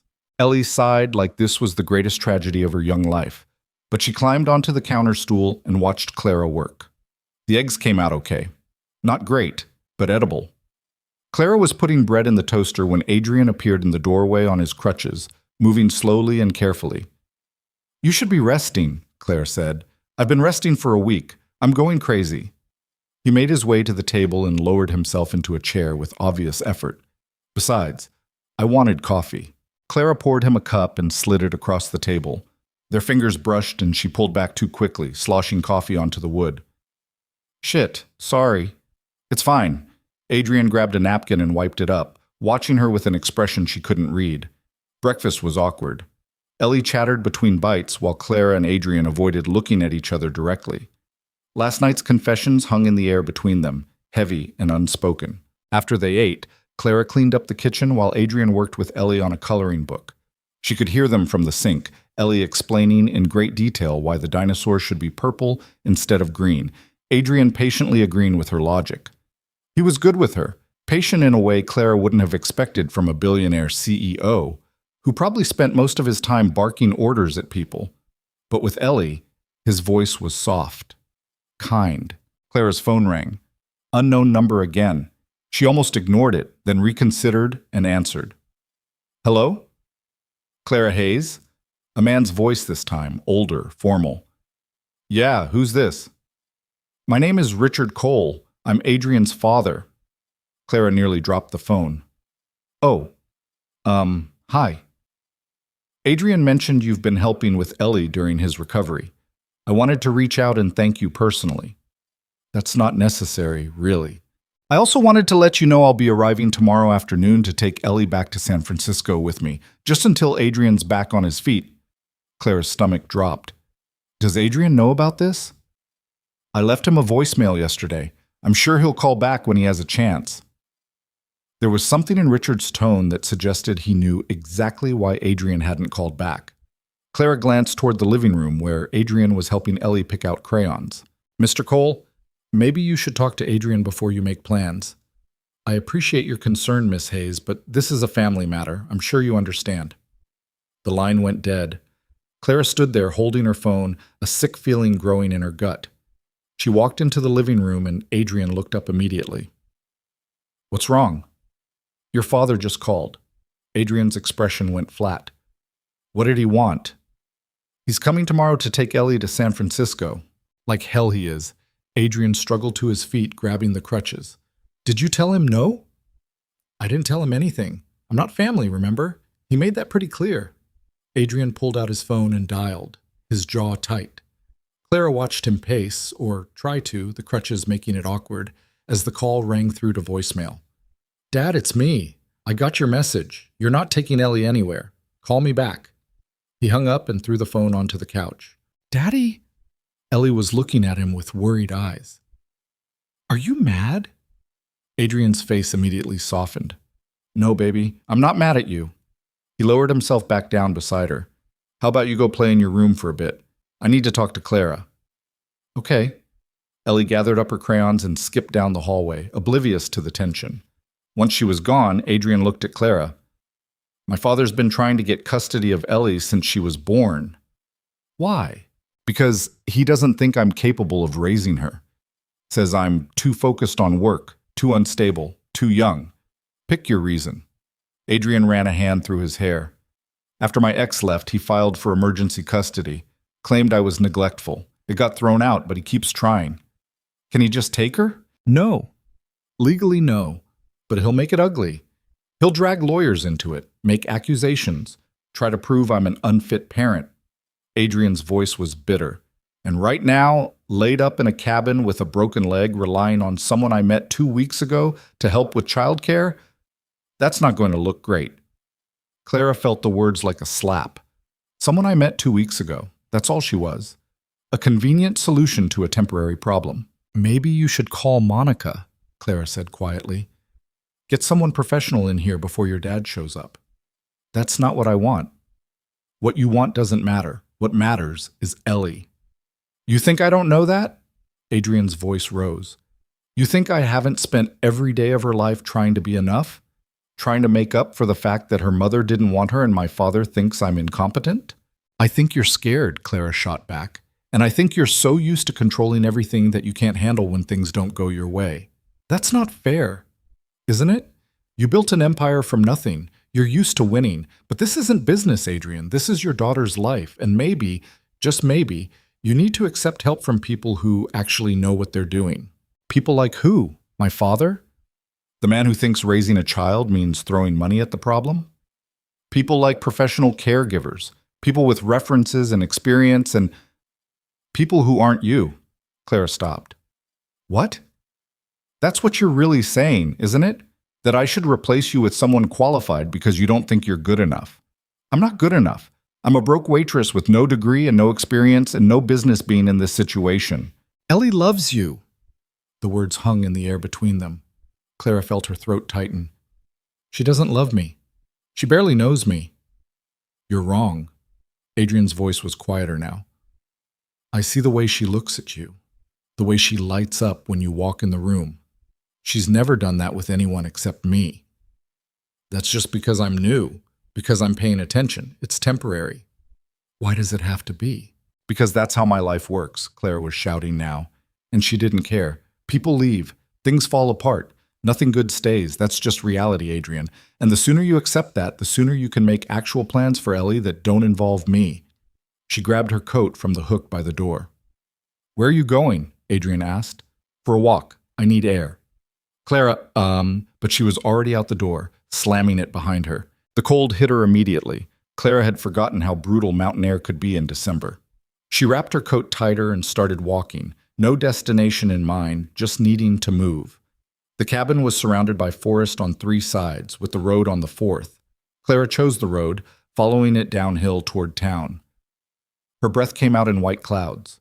Her fingers went numb inside her pockets. She walked for 20 minutes before she realized she was crying. When had that started? Clara wiped at her face angrily. This was exactly why she didn't let herself care about people.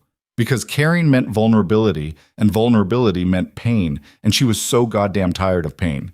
She'd been fine before Adrien and Ellie crashed into her life.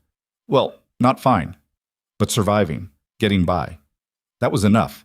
Except now she'd tasted something different, something that felt like family, like belonging, like maybe she could be someone who mattered. And it was killing her. Clara found a fallen log beside the road and sat down, putting her head in her hands. Her phone buzzed in her pocket. She ignored it. It buzzed again and again. Finally, she pulled it out. 3 texts from Adrien. I'm sorry, please come back. We need to talk. Clara stared at the messages. Her thumbs hovered over the keyboard, trying to figure out what to say. But what was there to say? Sorry for having a meltdown? Sorry for falling for you and your kid? Sorry for being a mess? She was typing and deleting and typing again when a car pulled up beside her. Clara looked up, expecting a concerned local checking on the woman sitting alone in the cold. Instead, she found Monica Chen behind the wheel of a sleek black sedan, window rolled down, expression unreadable. Get in, Monica said. I'm fine. You're sitting on a log in 15-degree weather crying. You're not fine. Get in the car. Clara considered arguing, but her fingers really were numb now, and her face hurt from the cold. She stood up and walked around to the passenger side, sliding into the heated interior. Monica didn't say anything, just put the car in drive and headed back up the road toward the cabin. How did you know where I was? Clara asked. Adrien called, said you'd left upset and he couldn't go after you because of the leg. So he sent you. He asked if I was nearby. I was. Monica kept her eyes on the road. Want to tell me what happened? Not really. Okay. They drove in silence for a minute. Then Monica said, his father called me too. Wants me to prepare documentation proving Adrien's competent to parent. Wants character witnesses, financial records, the works. Can you do that? I can try, but Richard Cole is a powerful man with expensive lawyers. If he decides to make this a fight, it's going to get ugly. Clara looked out the window at the passing trees. Why does he hate Adrien so much? He doesn't hate him. He just doesn't understand him. Monica slowed as they approached the cabin driveway. Richard built his fortune the old-fashioned way. Real estate, investments, slow and steady. Then his son comes along and builds a tech empire in 10 years, becomes more successful than Richard ever was.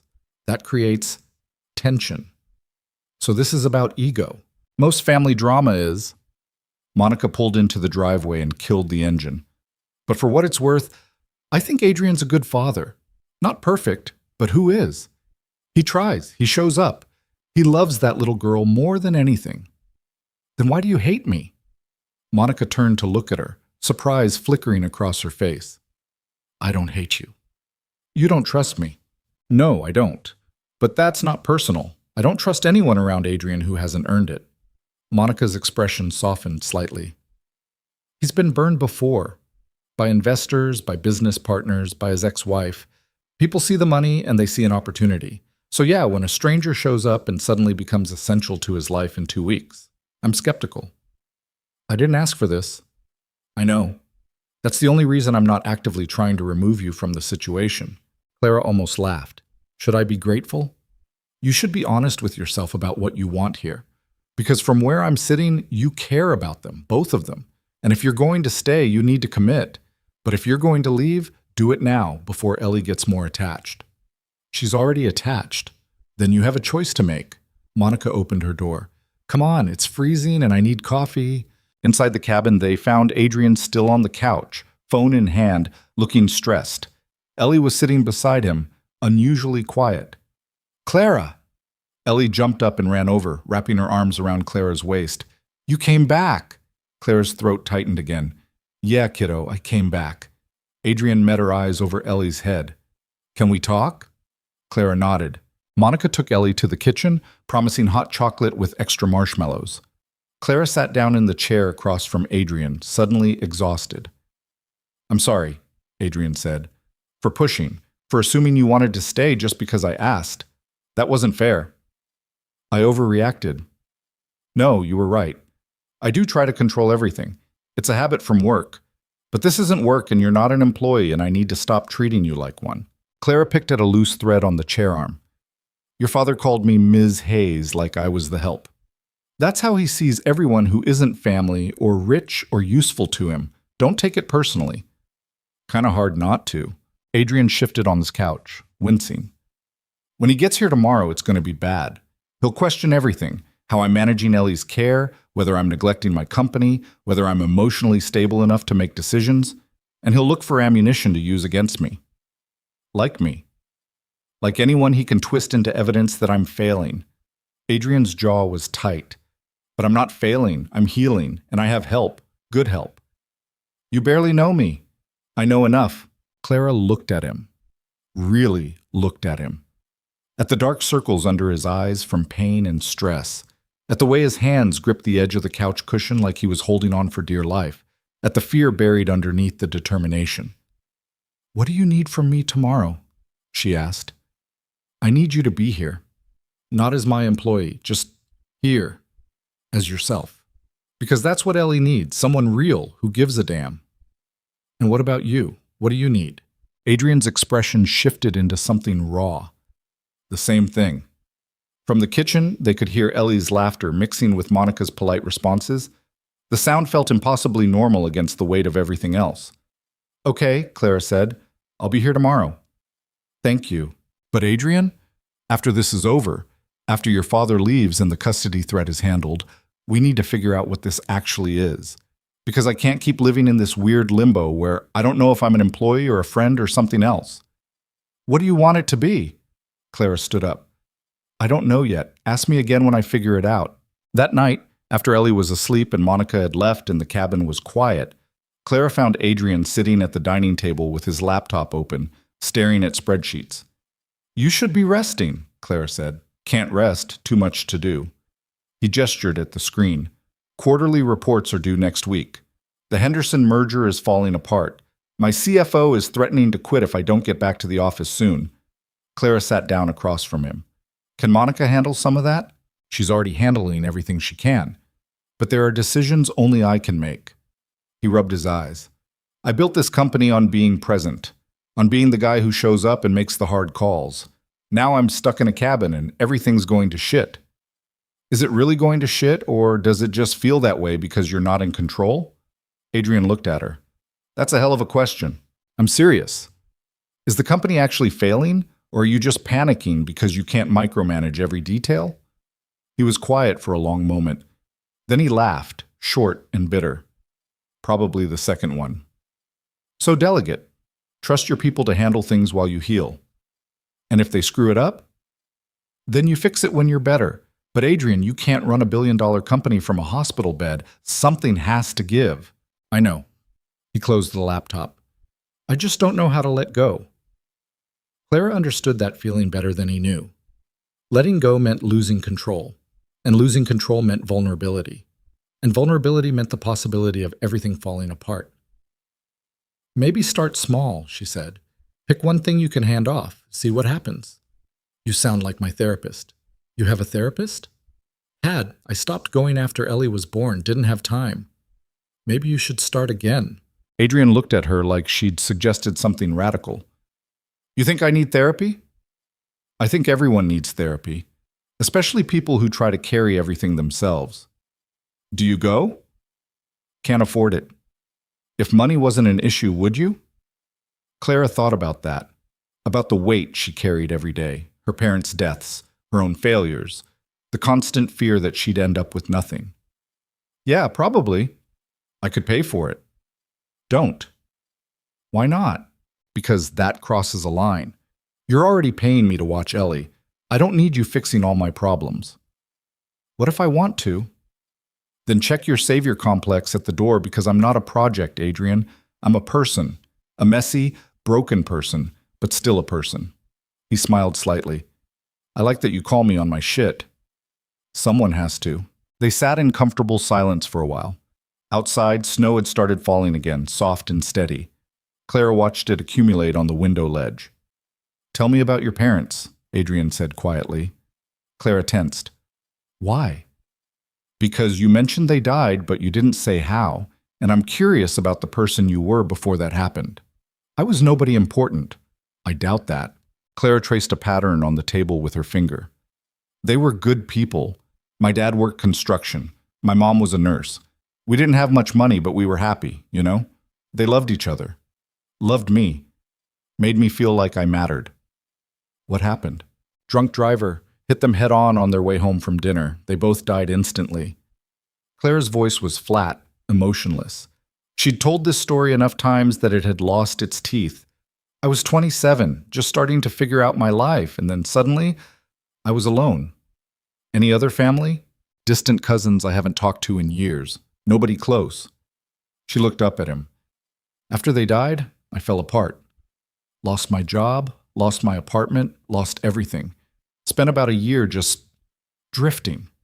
Took whatever work I could find, stayed wherever I could afford. Eventually ended up at that diner, in that shitty apartment, barely surviving, and you've been there ever since. For 3 years, yeah. That's a long time to be stuck. I wasn't stuck, I was surviving. What's the difference? Clara considered that. Stuck implies you want something different. Surviving is just getting through the day, one foot in front of the other. Which one are you doing now? She met his eyes. I don't know anymore. Adrien reached across the table and took her hand. The gesture was simple, but it made Clara's heart race. For what it's worth, he said, I'm glad you were in that parking lot that day. I'm glad Ellie found you. I'm glad you're here. Even though I'm a mess? Especially because you're a mess. Perfect people are boring. Clara laughed despite herself. Is that your type? Messy women with emotional baggage? I don't have a type, I just know what I like. And what's that? You. The word hung between them, heavy with meaning. Clara pulled her hand back, suddenly needing distance. Adrien, I know. It's too fast. Too complicated, too everything. He ran a hand through his hair. But I'm tired of pretending I don't feel it. Feel what? Like you're the first real thing I've encountered in years. Like when you're around, I can breathe. Like maybe I don't have to carry everything alone anymore. Clara's chest hurt. You barely know me. I know you pulled me out of a ravine when you could have walked away. I know you kept your promise to a scared little girl. I know you're sitting here having a conversation about therapy instead of running away from someone else's problems. I know enough. That's not the same as knowing someone. Not really. Then let me get to know you. For real. Not as Ellie's caregiver. Not as temporary help. Just you. Clara stood up, her chair scraping against the floor. I need to think. Okay. And you need to sleep. Your father's coming tomorrow, and you look like hell. Adrien smiled slightly. Yes, ma'am. Clara helped him to the bedroom, made sure he had everything he needed, then retreated to the couch. She lay there in the dark, staring at the ceiling, her mind racing. This was insane. All of it. She'd known Adrien for 2 weeks. 2 weeks. People didn't fall for each other in 2 weeks. That was movie bullshit, not real life. Except it felt real. It felt like standing at the edge of a cliff, wind in her face, knowing one step forward would either let her fly or destroy her completely. Clara pulled out her phone and opened her banking app. The balance had grown substantially thanks to Adrien's payment. For the first time in years, she could pay her bills without panicking, could afford groceries, could fix her car, could leave and start over somewhere new. But did she want to? Clara fell asleep without finding an answer. She woke to the sound of a car door slamming. It was barely 8 in the morning. Clara sat up, disoriented, and looked out the window. A black town car sat in the driveway, expensive and imposing. And getting out of the back seat was a man who could only be Richard Cole. He was tall, maybe 65, with silver hair and a face that looked like it had been carved from stone. He wore a suit that probably cost more than Clara made in 6 months. Shit, Clara whispered. She scrambled off the couch and ran to Adrien's room, knocking quickly before opening the door. Your father's here. Adrien was already awake, sitting on the edge of the bed trying to get his prosthetic walking boot on. What time is it? 8. He said afternoon. Guess he wanted to catch you off guard. That sounds like him. Adrien finished with the boot and grabbed his crutches. Where's Ellie? Still asleep. Let her sleep. This conversation doesn't need an audience. They made it to the living room just as Richard knocked on the door. Adrien gestured for Clara to answer it. She opened the door and found herself facing Richard Cole's cold assessment. You must be Ms. Hayes. Clara, and you must be Mr. Cole. Richard? He stepped inside without being invited, his eyes scanning the cabin like he was cataloging everything for a report. Adrien, you look terrible. Good morning to you too, Dad. Richard's gaze landed on the crutches, the boot, the shadows under Adrien's eyes. How long before you're functional again? Define functional. Back at work, running your company, being a responsible adult. Adrien's jaw tightened. I'm recovering from serious injuries. It takes time. Time you don't have. I spoke with your CFO yesterday. He says the Henderson merger is falling apart because you haven't been available for negotiations. I've been handling it remotely. Poorly, from what I understand. Richard turned to Clara. Could you give us privacy, Ms. Hayes? Clara looked at Adrien, who nodded slightly. She went to the kitchen, far enough to be polite, but close enough to hear. You can't keep Ellie here, Richard said once Clara was gone. Not in your condition. She needs stability, structure, proper care. She has all of that. From a woman you met 2 weeks ago, a waitress with no credentials? Clara felt the words like a physical blow. Clara saved my life, Adrien said, his voice dangerous. And she's been better with Ellie than any nanny service could be. I'm sure she's perfectly adequate for temporary help. But this situation isn't sustainable.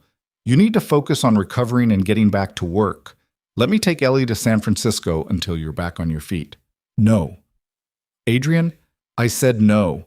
Ellie stays with me. You're being stubborn. I'm being her father. There's a difference. Richard was quiet for a moment.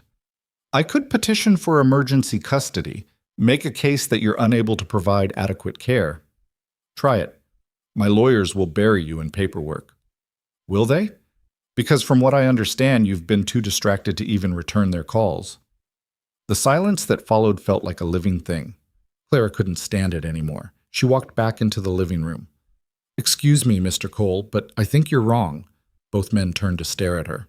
Richard's expression was ice. "I beg your pardon? You're wrong about Adrien, and you're wrong about Ellie needing to leave."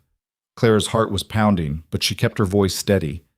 "I've been here for 2 weeks. I've seen how Adrien is with her. He reads to her every night. He knows her favorite dinosaur is a brachiosaurus because it has the longest neck.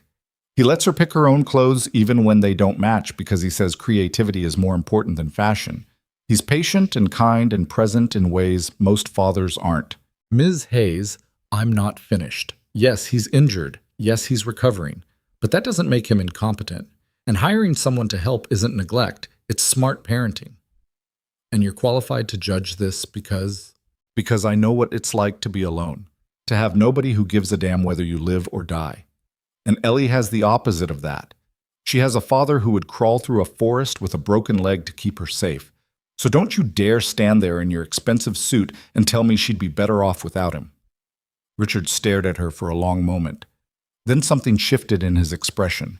Not warmth, exactly, but maybe a fraction less cold. "You care about her," he said. "About Ellie." "Of course I do." "And my son?" Clara glanced at Adrien, who was watching her with an expression she couldn't read. "That's none of your business." Richard almost smiled. "Fair enough." He turned back to Adrien. "I'll leave Ellie with you, for now. But I want weekly updates on her welfare, and if your situation changes, if you can't handle this, I expect you to call me immediately." "Deal. And fix the Henderson merger. You're bleeding money." "I know." Richard nodded once, then headed for the door. He paused with his hand on the knob. "Ms. Hayes?" "Yes?" "Take care of them." Then he was gone, the town car pulling away down the driveway. Clara stood frozen, her adrenaline still spiking, unable to believe what had just happened. Adrien moved closer on his crutches. "That was either the bravest or stupidest thing I've ever seen." "Probably both." "Thank you." "Don't thank me. I just told the truth." Still. He was close now, close enough that Clara could see the gold flecks in his gray eyes. "Nobody's ever stood up for me like that." "Then people are idiots." Adrien laughed, and the sound was warm and genuine and made something in Clara's chest crack open completely. "Daddy?" They both turned. Ellie was standing in the hallway in her pajamas, hair a mess, rubbing her eyes. "Is Grandpa gone?" she asked. "Yeah, baby, he's gone." "Good. I don't like him. He's mean." "He's not mean. He's just difficult." Ellie walked over and wrapped her arms around Adrien's good leg. Then she looked up at Clara. "You're still here." "I'm still here." "Are you going to stay forever?" Clara's throat tightened. "I don't know about forever, kiddo." "But you're staying today?" "Yeah, I'm staying today." Ellie beamed like that was the best news she'd ever heard. And watching her smile, feeling Adrien's eyes on her, Clara realized with sudden clarity that she was in way too deep to walk away now. Whatever this was, this strange, impossible situation she'd fallen into, she was committed. At least for today, and maybe, just maybe, for a few more days after that. The days after Richard's visit fell into a rhythm that felt almost normal. Almost. Mornings started with Ellie bouncing into the living room at ungodly hours, demanding breakfast and attention in equal measure. Clara would drag herself off the couch. She'd been sleeping there for 3 weeks now, refusing Adrien's offers to take the bedroom, and stumble into the kitchen half awake while Ellie chattered about dreams involving dinosaurs or princesses, or sometimes dinosaur princesses. Adrien would emerge later, moving better each day as his body healed. The crutches had been replaced with a cane. The grimaces of pain happened less frequently. He'd started taking calls again, handling business from the dining table while Clara kept Ellie entertained. It should have felt temporary, like Clara was just marking time until Adrien was fully recovered and didn't need her anymore. Instead, it felt like building something. The problem was, Clara didn't know what. It was a Tuesday morning, 4 weeks after the accident, when everything started shifting. Clara was washing dishes while Ellie worked on a puzzle at the kitchen table. Adrien was in the living room on a video call, his voice carrying through the open space. "I don't care what the board thinks, Marcus. The Henderson merger happens on my terms, or it doesn't happen at all." Clara had learned to tune out the business talk. Most of it went over her head anyway, acquisition strategies and market valuations and other corporate jargon that belonged to a world she'd never been part of. But she couldn't tune out the edge in Adrien's voice, the frustration that had been building for days as he tried to run his company from a mountain cabin with spotty internet and limited mobility. "Daddy sounds mad," Ellie observed, not looking up from her puzzle. "He's just stressed." "What's stressed?" "It's when you have too many things to worry about and not enough time to fix them." Ellie considered this. "Are you stressed?" Clara thought about her dwindling savings despite Adrien's payments, about the apartment she was still paying rent on even though she hadn't been there in a month, about the fact that she was living in a strange limbo where she wasn't quite an employee but wasn't quite family either. "Yeah, kiddo, I'm pretty stressed." "Want to do a puzzle?" "Puzzles make me less stressed." Clara smiled despite herself. "Sure, let me finish these dishes first." Adrien's call ended with what sounded like him slamming his laptop shut. Clara heard him swear under his breath, then the sound of his cane tapping across the floor as he headed toward the bedroom. "Keep working on that puzzle," Clara told Ellie. "I'll be right back." She found Adrien sitting on the edge of the bed, head in his hands. "That bad?" Clara asked from the doorway. "The board's threatening to replace me as CEO if I don't get back to San Francisco by the end of the month. Can they do that?" "Technically, yes. I own controlling shares, but there are provisions in the bylaws for temporary removal if the CEO is deemed incapacitated." He looked up at her, and the exhaustion in his face was brutal. 4 years building that company into what it is, and they're ready to kick me out after one bad month. Clara sat down beside him. "So, go back." "I can't travel yet. Doctor's orders. And even if I could, what do I do with Ellie? She's finally settled here, finally stopped having nightmares about the woods. I can't uproot her again." "Then bring the board here." Adrien blinked. "What?" "You said the problem is they need to see you're still competent, right? So bring them here. Show them you're handling things, that you're still in control. I can't ask the entire board of directors to fly to a cabin in Colorado." "Why not? You're the CEO. Make it a retreat or a strategy session or whatever corporate people call those things." Adrien stared at her like she'd just suggested something completely insane. Then slowly, his expression shifted. "That could actually work." "Of course it could work. I'm brilliant." He laughed, and the sound eased some of the tension in the room. "You really are. So call Monica, set it up, and stop acting like being injured means you're useless." "Yes, ma'am." Clara stood to leave, but Adrien caught her hand. "Clara?" "Yeah?" "I don't know what I'd do without you here." The words should have made her feel good, should have felt like validation or appreciation or something positive. Instead, they terrified her. Because every day she stayed, every moment she let herself believe this could last, she was setting herself up for the inevitable crash when it all fell apart. "You'd figure it out," Clara said, pulling her hand free. "You always do." 3 days later, the cabin transformed into corporate headquarters. Monica arrived first, hauling equipment and files and enough coffee to fuel a small army. She'd arranged for the board meeting to happen via video conference, with Adrien presenting from the dining table and Clara keeping Ellie occupied in the bedroom. "This is the most unconventional board meeting I've ever coordinated," Monica said, setting up laptops and monitors. "But if anyone can pull it off, it's you." Adrien was dressed in a button-down shirt and tie, his hair actually combed for once. He looked like the CEO version of himself instead of the injured father Clara had gotten used to. It was jarring. "How do I look?" he asked Clara. "Like you're about to fire someone." "Good. That's the energy I'm going for."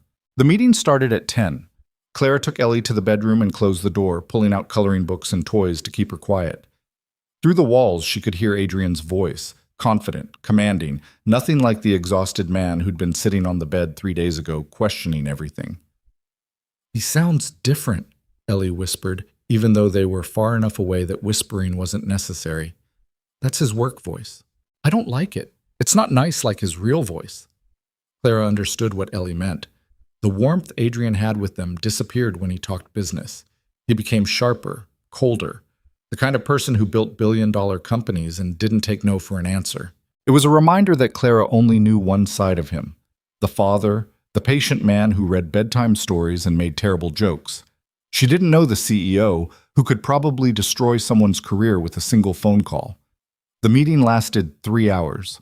By the time it ended, Ellie had colored 17 pictures and was starting to get restless. Clara heard voices in the living room, Adrien thanking the board, Monica wrapping up details, and then finally, silence. Clara opened the bedroom door and found Adrien still sitting at the dining table, staring at his laptop screen. "How'd it go?" she asked. "They're giving me until March 1st to return to San Francisco. 2 months. After that, they'll initiate the removal process." "That's not so bad. 2 months gives you time to heal completely." "2 months means leaving here, leaving this." He gestured vaguely at the cabin, but Clara knew he meant more than just the location. "You were always going to leave eventually, Adrien. This was temporary, remember?" "What if I don't want it to be?" Clara's heart started beating too fast. "Don't do this." "Don't do what?" "Don't make this into something it's not. You have a life in San Francisco, a company, a career, probably a mansion or penthouse or whatever billionaires live in. This," she gestured around the cabin, "this is just an intermission." "It doesn't have to be." "Yes, it does. Because I don't fit into your real life, Adrien. I'm a waitress from nowhere with no education and no prospects. What am I supposed to do in San Francisco? Follow you around like some kind of live-in help? You could be more than that." "Could I? Really? You think your father would accept that? Your board, your fancy friends and business partners?" Clara's voice was rising, and she didn't care. "I stood up to your father once and got lucky, but I'm not delusional enough to think that means I belong in your world. My world is wherever Ellie is, and she needs you. She needs stability. She needs her father healthy and present. She doesn't need me. I need you." The words hit Clara like a physical blow. Adrien stood up, leaning heavily on the cane. "I know this is fast. I know it's complicated. But I haven't felt this alive in years. You make me want to be better, do better. And I hope, maybe I do the same for you." "Adrien, I'm falling in love with you, Clara. Maybe I already have. And I think you feel it too, even if you're too scared to admit it." Clara's hands were shaking. "You don't love me. You love the idea of me. The woman who saved you, who takes care of your daughter, who makes you feel like a good person. But that's not real. That's just gratitude mixed with proximity. And stop telling me what I feel." "Then stop asking me to believe in fairy tales," Clara was shouting now. "This isn't some romance novel where the poor girl gets swept off her feet by the billionaire. This is real life. And in real life, people like me don't end up with people like you. We're temporary. We're the help. We're the ones who get thanked and paid and sent on our way when the crisis is over." "Is that really what you think?" "That's what I know." Adrien moved closer, and Clara wanted to run, but her feet wouldn't move. "You want to know what I think? I think you're terrified. I think you've been alone so long you've forgotten what it's like to let someone care about you. I think you're looking for reasons to leave because staying means being vulnerable, and vulnerability is the scariest thing you can imagine. You don't know me. I know you better than you think. I know you sing off-key when you make breakfast. I know you check on Ellie 3 times before you go to sleep because you're afraid something bad will happen to her. I know you read the same page of your book 5 times because you're too distracted thinking about other things to focus. I know you." Clara felt tears burning behind her eyes. "Stop." "Why?" "Because I can't do this. I can't let myself want this and then watch it disappear." "What if it doesn't disappear?" "Everything disappears eventually." Adrien reached out and took her hand, and Clara let him, even though every instinct screamed to pull away. "Then let's make it last as long as we can. Stay. Come to San Francisco with us. Be part of this family. For real." The word family broke something in Clara. She pulled her hand free and stepped back. "I need air." She grabbed her coat and walked out into the cold December afternoon, leaving Adrien standing in the cabin looking lost. Clara walked without direction, just needing to move. The sky was gray and heavy with the promise of more snow. Her breath came out in harsh white clouds. Her chest hurt. She walked for maybe 20 minutes before she realized she'd ended up at the spot where she'd first met Ellie. The parking lot of the Summit View trailhead, empty now except for her own car, still parked there after all these weeks, still making that grinding noise whenever she drove it. Clara stood beside the car and tried to remember who she'd been that day. A woman with $12 in her checking account and a final notice electricity bill. A woman who'd come up here to clear her head because she couldn't afford therapy. A woman who'd been so thoroughly beaten down by life that she'd stopped believing anything good could happen. That woman would have laughed at the idea of falling in love with a billionaire, would have called it delusion or desperation or temporary insanity. But Clara wasn't that woman anymore. Somewhere between the ravine and the hospital and 4 weeks in a cabin, she'd changed. She'd started to hope, started to believe that maybe she could be someone who mattered, someone who belonged, someone who deserved good things. And that hope was going to destroy her. Clara's phone buzzed. A text from Adrien. "Please come back. We need to talk." She stared at the message for a long moment. Then she got in her car and drove. But she didn't drive back to the cabin. She drove to her apartment. The place looked exactly as she'd left it. Small, depressing. The electricity bill still on the counter even though she'd paid it weeks ago. Clara stood in the middle of the room and tried to imagine coming back here permanently. Going back to the diner or finding another job just like it. Living paycheck to paycheck. Being alone. The thought made her physically ill. Her phone rang. Adrien again. Clara answered. "I'm at my apartment." "Why?" "Because I needed to remember what my real life looks like." "Clara, please don't do this." "Do what? Be realistic? Face reality?" "Run away." "I'm not running away. I'm protecting myself." "From what?" "From you. From Ellie. From wanting something I can't have." Adrien was quiet for a moment. When he spoke again, his voice was softer. "What do you want, Clara? Forget about what you think you can or can't have. Just tell me what you actually want." Clara looked around her apartment, at the second-hand furniture and the stained carpet and the life she'd been living before everything changed. "I want to wake up in the morning and not feel like I'm drowning," she said quietly. "I want to matter to someone. I want to stop being so goddamn tired all the time. I want to believe that good things can last." "Then come back. Let me give you that." "You can't give me that, Adrien. Nobody can give me that. I have to figure out how to give it to myself." "So figure it out. But do it here. With us." Clara closed her eyes. "I don't know how." "Then let me help you. Please, Clara. Just come back. We'll figure it out together." She wanted to say yes. Wanted it so badly it physically hurt. But wanting wasn't enough. Not when the risk was this high. "I need time," Clara said. "I need to think." "How much time?" "I don't know. A few days? Maybe more. Ellie's going to ask where you went. Tell her I had things to take care of. Tell her I'll call." "Will you? Call?" "I don't know." Adrien's exhale was shaky. "Okay, take your time. But Clara?" "Yeah?" "I meant what I said. I'm in love with you. That's not going to change whether you're here or not." Clara hung up before she could say something she'd regret. She spent that night in her apartment, lying on her second-hand mattress, staring at the ceiling. Every time she closed her eyes, she saw Ellie's face, heard Adrien's voice, felt the weight of everything she was walking away from. By morning, she still didn't have answers.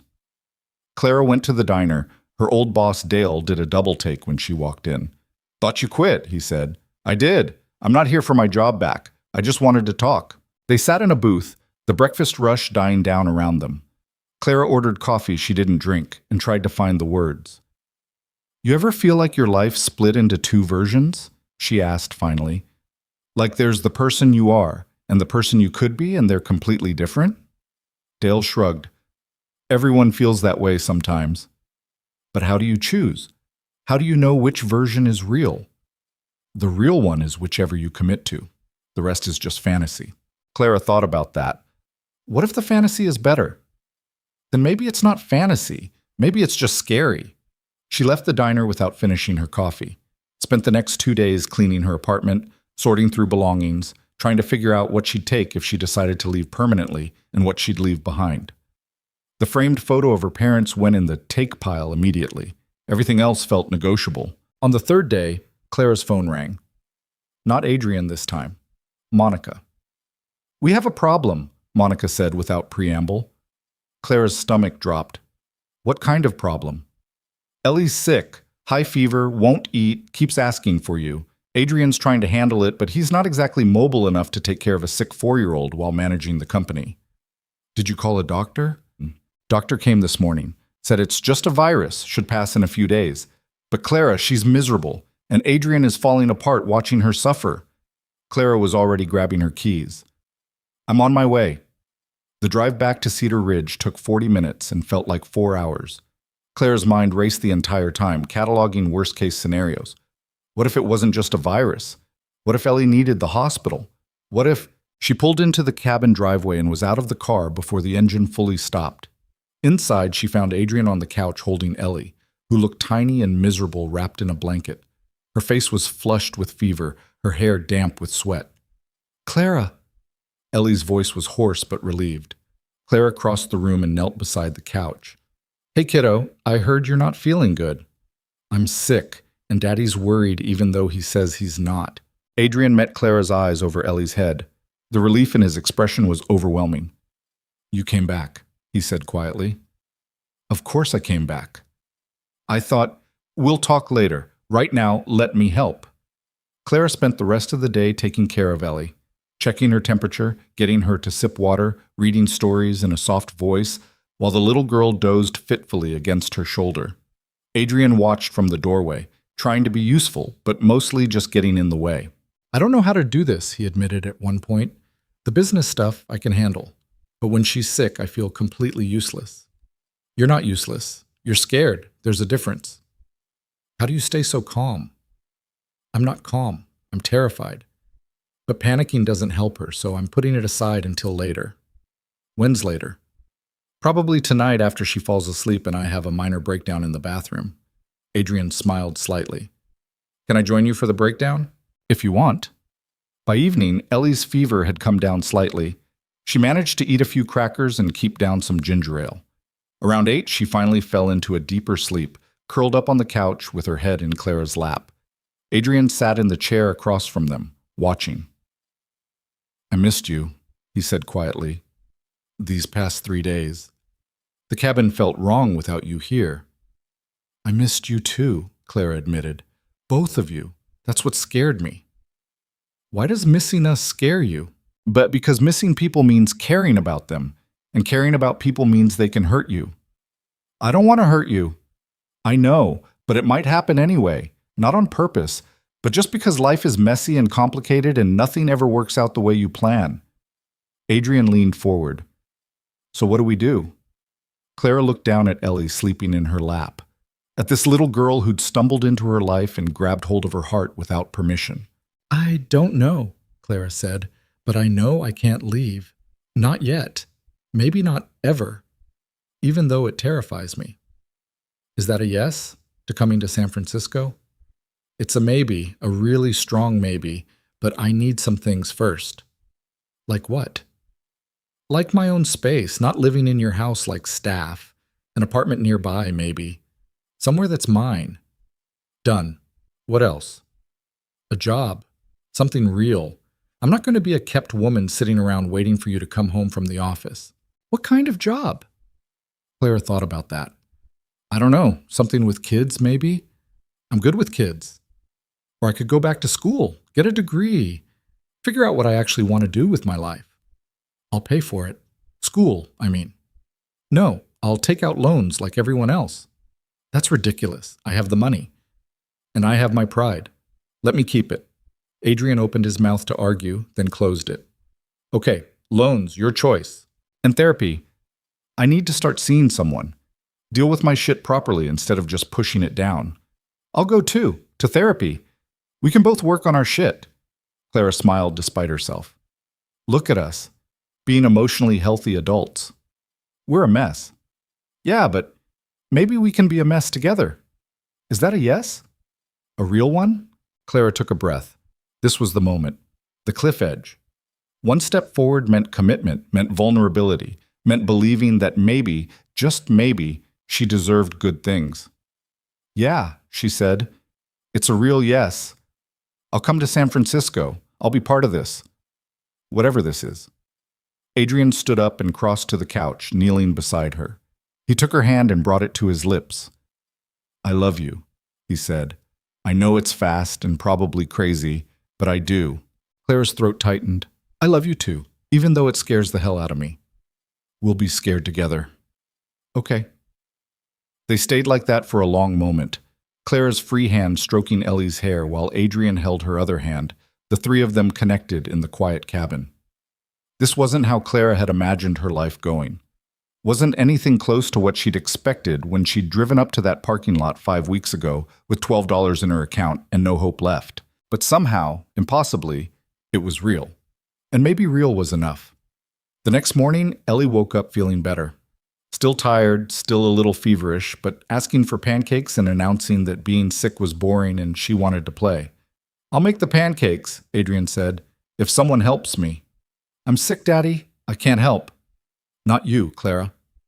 Clara looked at him suspiciously. "You know how to make pancakes?"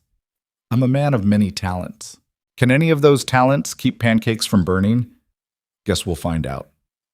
They made breakfast together, Adrien giving instructions while Clara did the actual cooking since he still couldn't stand at the stove for long periods.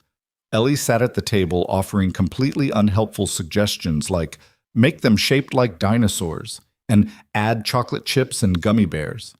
The pancakes came out uneven and slightly burnt on the edges. They were perfect. After breakfast, while Ellie was distracted with cartoons, Adrien pulled Clara aside. "I need to tell you something," he said. Clara's stomach clenched. "That sounds ominous." "It's not bad. At least I don't think it is. But I want to be honest with you about what coming to San Francisco means." "Okay. My life there is complicated. There's the company, which means long hours and constant pressure. There are social obligations, galas, fundraisers, networking events. There are photographers and gossip sites and people who are going to be very interested in who I'm dating." "Dating? Is that what we're doing?" "I'm hoping we're doing more than dating. But yes, people will notice you. They'll ask questions. They might dig into your past." Clara felt her chest tighten. What if they don't like what they find? Then they can deal with it. "I don't care what anyone thinks except you and Ellie." "Easy to say now. I mean it, Clara. You're not some secret I'm going to hide. You're important to me. I want people to know that." Clara thought about what that would mean. Standing beside Adrien at fancy events in borrowed dresses. Being photographed with him. Having her name attached to his in articles in social media. It should have sounded awful. Instead, it sounded like being seen, like mattering, like being someone instead of no one. "Okay," Clara said. "I can handle that. Probably. Maybe. You can change your mind anytime. If it gets too overwhelming, if you hate it, we'll figure something else out." "What if I love it? What if I turn into one of those society women who lunches and goes to charity events and gets her nails done?" Adrien grinned. "Then I'll be very confused but supportive." Clara laughed. "I'm serious. What if I change? What if becoming part of your world changes who I am?" "Then you change. People change all the time. It doesn't mean you lose yourself." "Doesn't it?" "Not if you don't want it to." Adrien took both her hands. "Look, I can't promise this is going to be easy. I can't promise we won't fight or struggle or have moments where we question everything, but I can promise I'm all in, completely, and I'll do everything I can to make this work. Even if your board hates me. Especially then. Even if your father keeps threatening custody, we'll deal with him together. Even if I'm terrible at being a billionaire's girlfriend, there's no such thing as being terrible at it. You just have to be yourself." Clara looked at their joined hands. "What if myself isn't enough?" "It is. I promise you, it is." She wanted to believe him. Wanted to believe that she could step into this new life and not lose everything that made her who she was. But belief was hard when you'd spent years learning not to trust good things. "I'm going to screw this up," Clara said quietly. "At some point, I'm going to panic or say the wrong thing or mess everything up, and you need to know that now. I'll probably screw it up too. We'll take turns." "I'm serious, Adrien. So am I. You think I have all the answers? You think I know how to do this? I'm making it up as I go, just like you." He squeezed her hands. "But I'd rather make it up with you than have all the answers alone." Clara felt something loosen in her chest, something that had been tight for so long she'd forgotten it was there. "Okay," she said, "let's make it up together." "Yeah?" "Yeah." Adrien pulled her into a hug and Clara let herself lean into it. Let herself believe, just for a moment, that this could actually work. From the living room, Ellie called out, "Are you guys kissing? Because that's gross." They broke apart laughing. "We're not kissing," Adrien called back. "Yet," Clara added under her breath. Adrien raised his eyebrows. "Yet?" Don't push your luck. But she was smiling when she said it, and Adrien was smiling back. And for the first time in longer than Clara could remember, the future didn't feel terrifying. It felt possible. The move to San Francisco happened faster than Clara expected. One week she was packing up her sad little apartment in Colorado. The next she was standing in front of a high-rise building in Pacific Heights, watching movers unload boxes into what Adrien kept calling your place. Like she hadn't spent the last month arguing that she couldn't possibly accept him paying for an apartment. She'd lost that argument, along with about 15 others. It's a 2-bedroom, Adrien had said when he first showed her the listing. Walking distance from my place, good schools nearby for Ellie, and before you start, I own the building. You're not taking charity, you're keeping a unit occupied. You own the building. I own several buildings. Of course you do. Now Clara stood in the empty living room of her new apartment, hardwood floors, floor-to-ceiling windows overlooking the city, a kitchen that was bigger than her entire Colorado apartment had been, and tried to process that this was real. You hate it, Adrien said from the doorway. He was walking without the cane now, though he still moved carefully. The doctors had cleared him for full activity 2 weeks ago. I don't hate it. You look like you're going to throw up. That's just my face when I'm overwhelmed. Adrien crossed the room and stood beside her at the window. You can still change your mind about all of this. Nobody's forcing you to be here. Clara thought about that. She could leave, could take the money Adrien had insisted on giving her, payment for services rendered, he'd called it, like that made it less weird, and start over somewhere else. Find a new city, a new job, a new life. But then she thought about Ellie asking every morning if Clara was staying, about Adrien's face when he looked at her like she was something precious instead of something broken, about the way the three of them had fallen into a rhythm that felt like family, even though none of them quite knew how to admit it. I'm not changing my mind, Clara said. I'm just adjusting. To what? To having things. To not worrying about money every second. To believing this is real and not some elaborate dream I'm going to wake up from. Adrien took her hand. It's real. I promise. You can't promise that. Life doesn't work that way. Then I promise to be here when it gets hard. How's that? Clara looked at him. This man who'd somehow become the center of her world in 2 months, and felt her chest tighten. That works. They spent the rest of the day unpacking boxes. Ellie helped by getting into everything and asking 1,000 questions about why Clara needed so many books, and whether they could paint the walls purple. We're not painting the walls purple, Adrien said for the 5th time. But purple is the best color. Purple is a great color, but this is Clara's apartment and she gets to choose. Ellie turned to Clara with hopeful eyes. Do you like purple? I like purple just fine, kiddo, but maybe we can find some purple decorations instead of painting everything. Like what? Like, I don't know, purple curtains, a purple rug? Ellie's face lit up like Clara had just promised her the moon. Can we go shopping for purple stuff? Maybe tomorrow. Can we go now? Ellie, Adrien warned, give Clara a break. She just moved in. But Clara was already smiling. Actually, a break sounds good. Shopping's better than unpacking. 2 hours later, they were in a home goods store, watching Ellie run from display to display, pointing at anything remotely purple.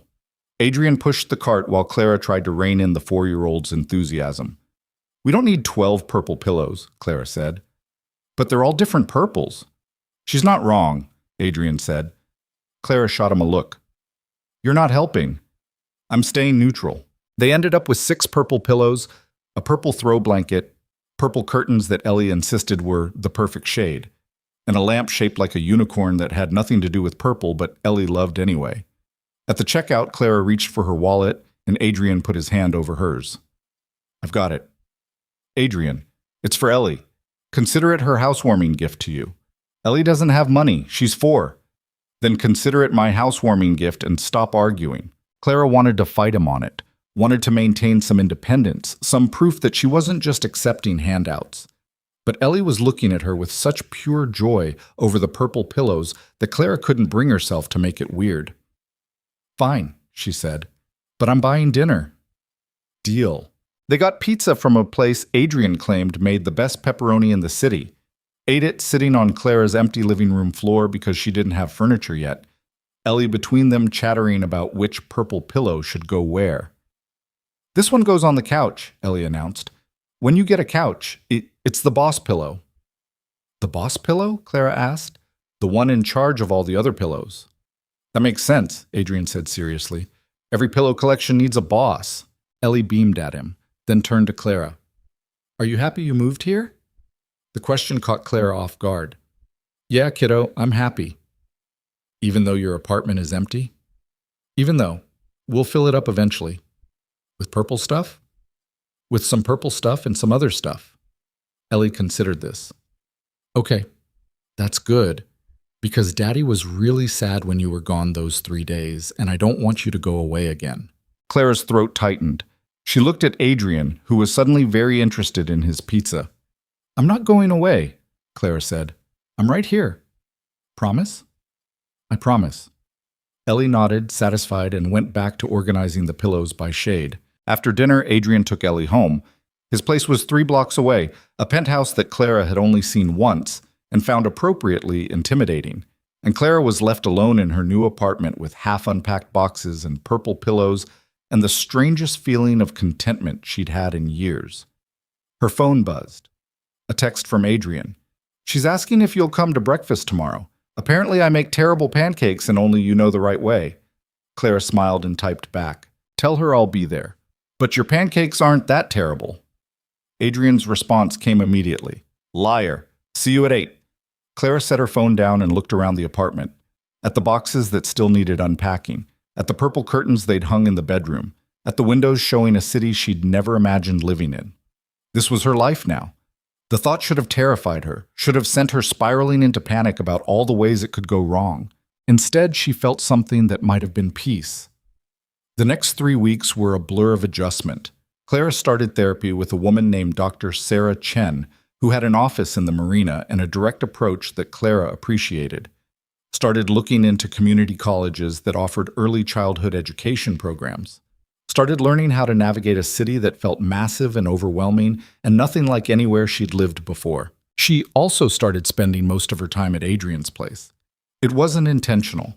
At first she'd go over for breakfast with Ellie, then stick around to help Adrien with some work thing or take Ellie to the park. Then she'd stay for dinner because it felt weird to leave. Then she'd end up on Adrien's couch watching movies with Ellie until the kid fell asleep. You know you basically live here now, right? Adrien said one night after they'd put Ellie to bed. Clara looked around the penthouse living room where she'd been spending more nights than she wanted to admit. I have my own place that you haven't slept in for a week. I was there yesterday. To grab clothes, that doesn't count. Clara threw a pillow at him. Are you complaining?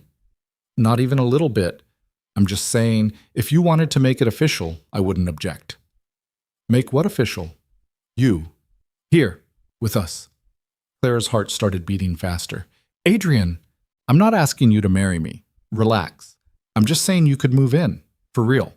Bring your purple pillows and your books and whatever else you need. Be part of this. We've been dating for 3 months. So? So that's fast. We've been through more in 3 months than most couples go through in years. The timeline is arbitrary. Clara stood up and walked to the windows. The city spread out below them, millions of lights in the darkness. What if I screw it up? Then we fix it. What if I can't? What if I'm too damaged or broken or... Adrien was behind her now, his arms wrapping around her waist. Then you're damaged and broken, and I love you anyway. Clara leaned back against him. You make it sound so simple. It is simple. The execution is what's hard. That's not encouraging. I'm not trying to encourage you. I'm trying to be honest. He rested his chin on her shoulder. Look, I don't have all the answers. I don't know if this is going to work long term. I don't know if we're going to make it or crash and burn spectacularly, but I know I want to try, and I think you do too. Clara turned in his arms to face him. I'm scared. Good. Me too. We'll be scared together. You keep saying that, because it's true. Clara looked up at him, at this man who'd somehow become everything to her in such a short time, and made a decision. Okay. Okay. Okay, I'll move in. For real. But I'm keeping my apartment for now, just in case. Adrien's smile was brilliant. Just in case of what? Just in case you turn out to be secretly terrible at sharing closet space or something. I'm excellent at sharing closet space. We'll see. He kissed her then, slow and sweet and full of promise, and Clara let herself believe that maybe this could actually work.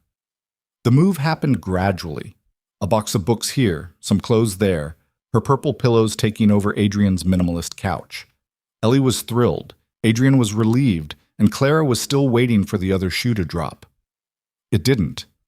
Instead, life kept getting better in small, unexpected ways. Adrien's company stabilized. The board backed off. The Henderson merger went through successfully, making headlines and adding another few $100 million to Adrien's net worth. Clara enrolled in community college, starting with basic courses while she figured out what she actually wanted to do.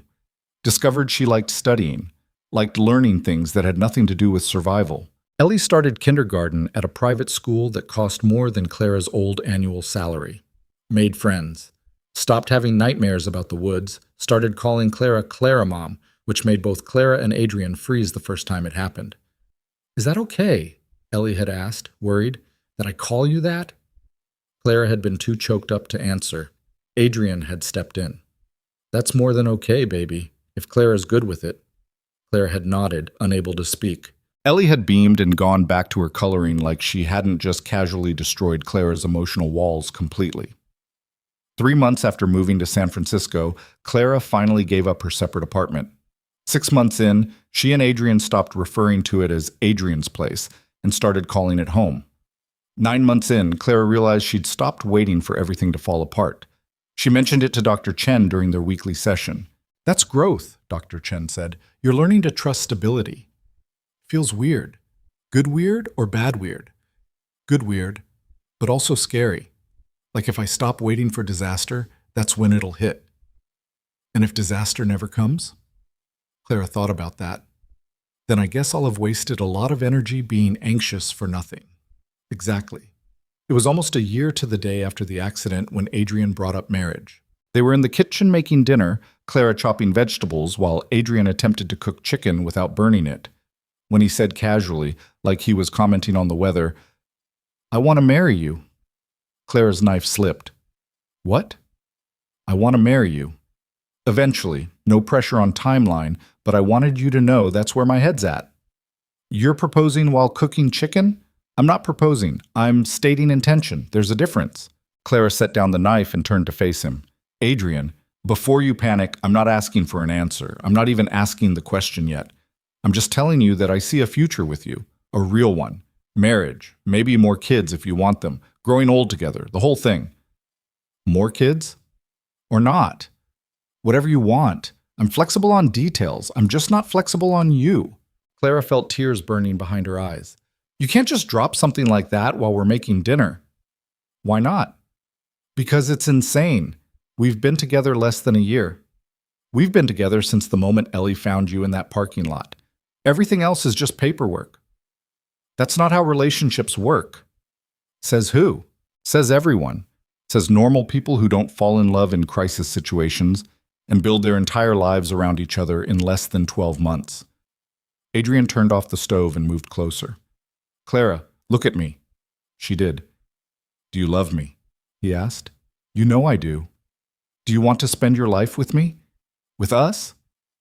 "Yes, but then everything else is just logistics.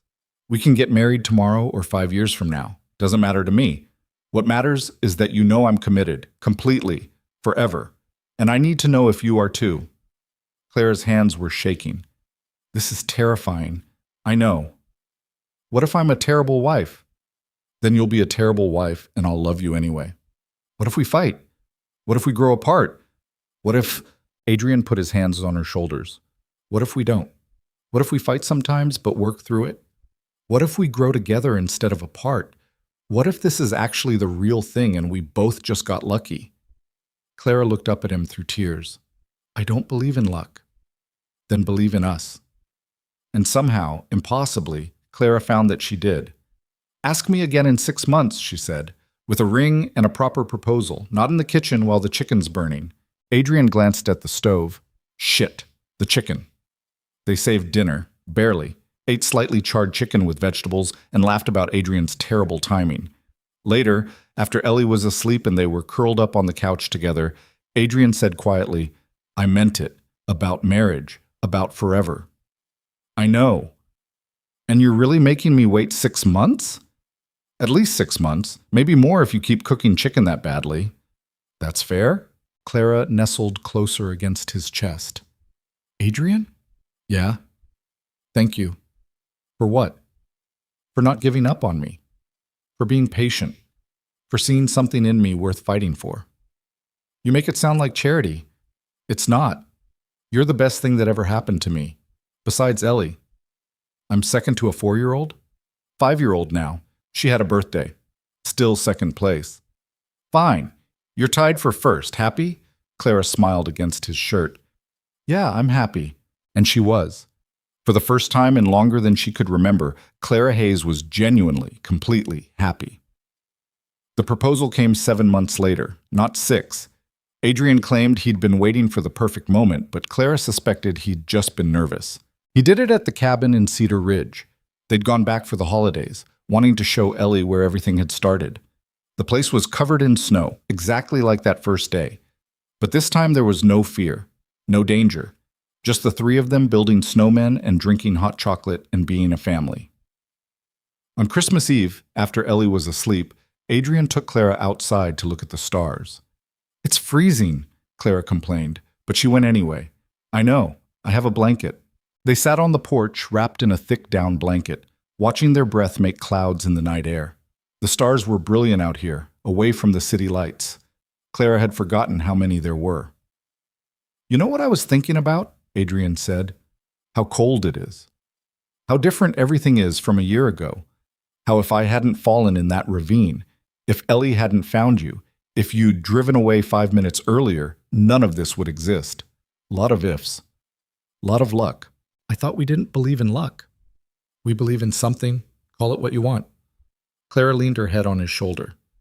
I call it Ellie being stubborn and refusing to give up on her dad. She gets that from me.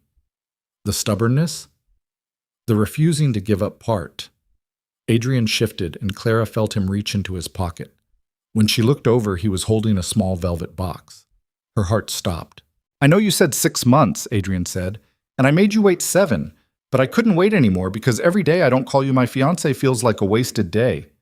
He opened the box, revealing a ring that caught the starlight. Simple, elegant, perfect. Clara Hayes, will you marry me? Clara's eyes were already flooding with tears. That's the actual question, after all your talk about stating intentions? That's the actual question.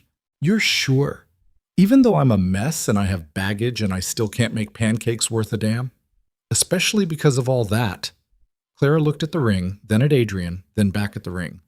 A year ago, she'd been sitting in a parking lot wondering if she had enough gas to get home.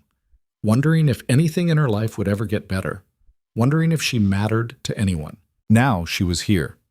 With a man who loved her and a little girl who called her Clara Mom, and a future that looked nothing like she'd imagined but somehow looked perfect anyway. Yes, Clara said. Yes, I'll marry you. Adrien slipped the ring on her finger. It fit perfectly, of course it did.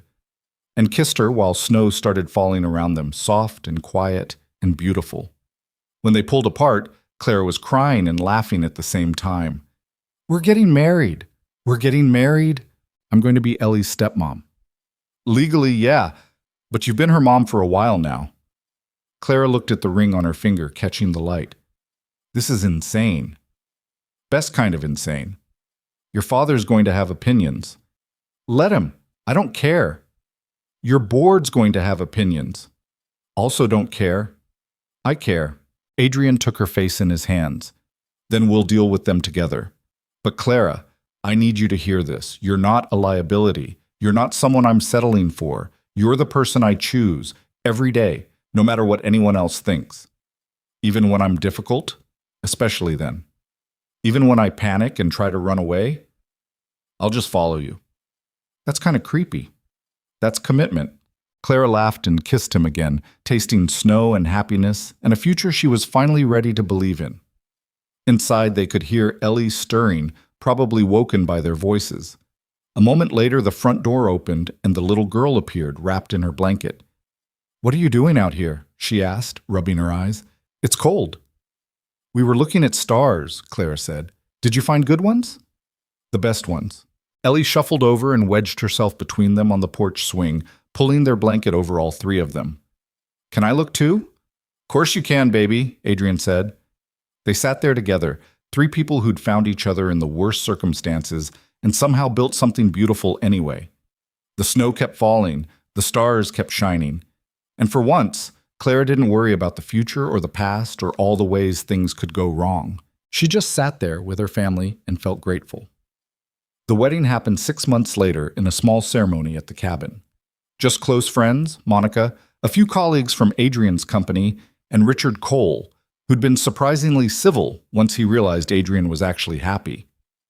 Ellie was the flower girl and took her job so seriously that she made Adrien practice walking her down the aisle 5 times the night before. Clara wore a simple dress she'd picked out herself. Not too expensive, not too fancy. Just something that felt like her. Dr. Chen was there, beaming with professional pride. Some of Clara's classmates from college came, the friends she'd made while rebuilding her life. Even Dale from the diner showed up, claiming he'd always known she'd do better than slinging coffee. The ceremony was short. Clara cried through most of it. Adrien's hands shook when he put the ring on her finger. Ellie announced loudly that she was glad Clara was officially her mom now, because it had been confusing before. At the reception, Richard Cole actually hugged Clara and whispered, "Take care of them." "I will," Clara whispered back. "You don't have to worry." "I know. That's why I'm not fighting this anymore."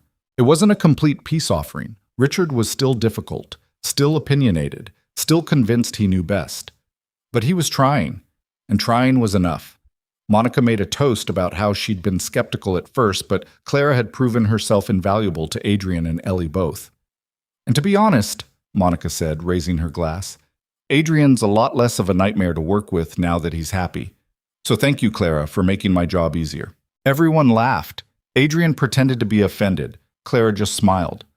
Later, when the party was winding down and Ellie had fallen asleep on a chair, Adrien found Clara standing by the window looking out at the woods where everything had started. "What are you thinking about?" he asked, wrapping his arms around her from behind. "About how none of this was supposed to happen. Life rarely goes according to plan. I had such different plans, small plans, survival plans. And now?" Clara turned to face him. "Now I have big plans, scary plans. Plans that involve graduate school and maybe adopting kids and growing old with you and watching Ellie grow up and just living, actually living instead of just surviving. Those sound like good plans. They're terrifying. The best things usually are." Clara looked up at him. Her husband, the words still felt strange in her mind, and felt overwhelmed with gratitude. "I love you. I love you too. Even though I'm probably going to panic about this at some point and convince myself it's all going to fall apart. Even though I'm still figuring out how to be a wife and a mom and a functioning adult all at the same time." "Especially because of that," Clara laughed. "You have questionable taste in women." "I have excellent taste in women. I picked you, didn't I?" From across the room, Ellie stirred and called out sleepily, "Clara, Mom? Where are you?" Clara's heart swelled. "Right here, baby. I'm right here." She crossed the room and scooped up Ellie, who immediately nestled against her shoulder. Adrien came over and put his arms around both of them, and for a moment the three of them just stood there in the cabin where a scared little girl had once led a stranger into the woods to save her father. That little girl had saved more than just her father that night. She'd saved Clara, too, even if neither of them had known it at the time. Sometimes, salvation looked like a parking lot in a snowstorm. Sometimes it looked like a broken man at the bottom of a ravine. Sometimes it looked like saying yes when every instinct screamed to run away. And sometimes, most times, it looked like choosing to stay. Choosing to fight. Choosing to believe that maybe, just maybe, you deserved good things after all. Clara had spent years running from anything that looked like happiness because she'd learned the hard way that happiness was temporary, that good things didn't last, that caring about people just meant giving them the power to hurt you. But standing there with Adrien's arms around her and Ellie sleeping against her shoulder, Clara realized she'd been wrong about all of it. Good things could last if you fought for them. Happiness wasn't about avoiding pain. It was about deciding that the joy was worth the risk. And caring about people didn't make you weak. It made you brave. She'd been so busy protecting herself from getting hurt that she'd almost missed out on the best thing that ever happened to her. Almost, but not quite. Because a stubborn 4-year-old had stumbled out of the woods looking for help, and Clara had done something completely out of character.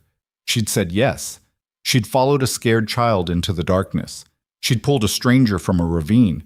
She'd kept promises she had no reason to keep, and in doing so, she'd found her way home. Not to a place. To people. To a family she'd built from nothing but hope and determination and the willingness to believe that she could be someone who mattered. Ellie shifted in Clara's arms and mumbled, "Love you, Clara, Mom." Clara's throat tightened.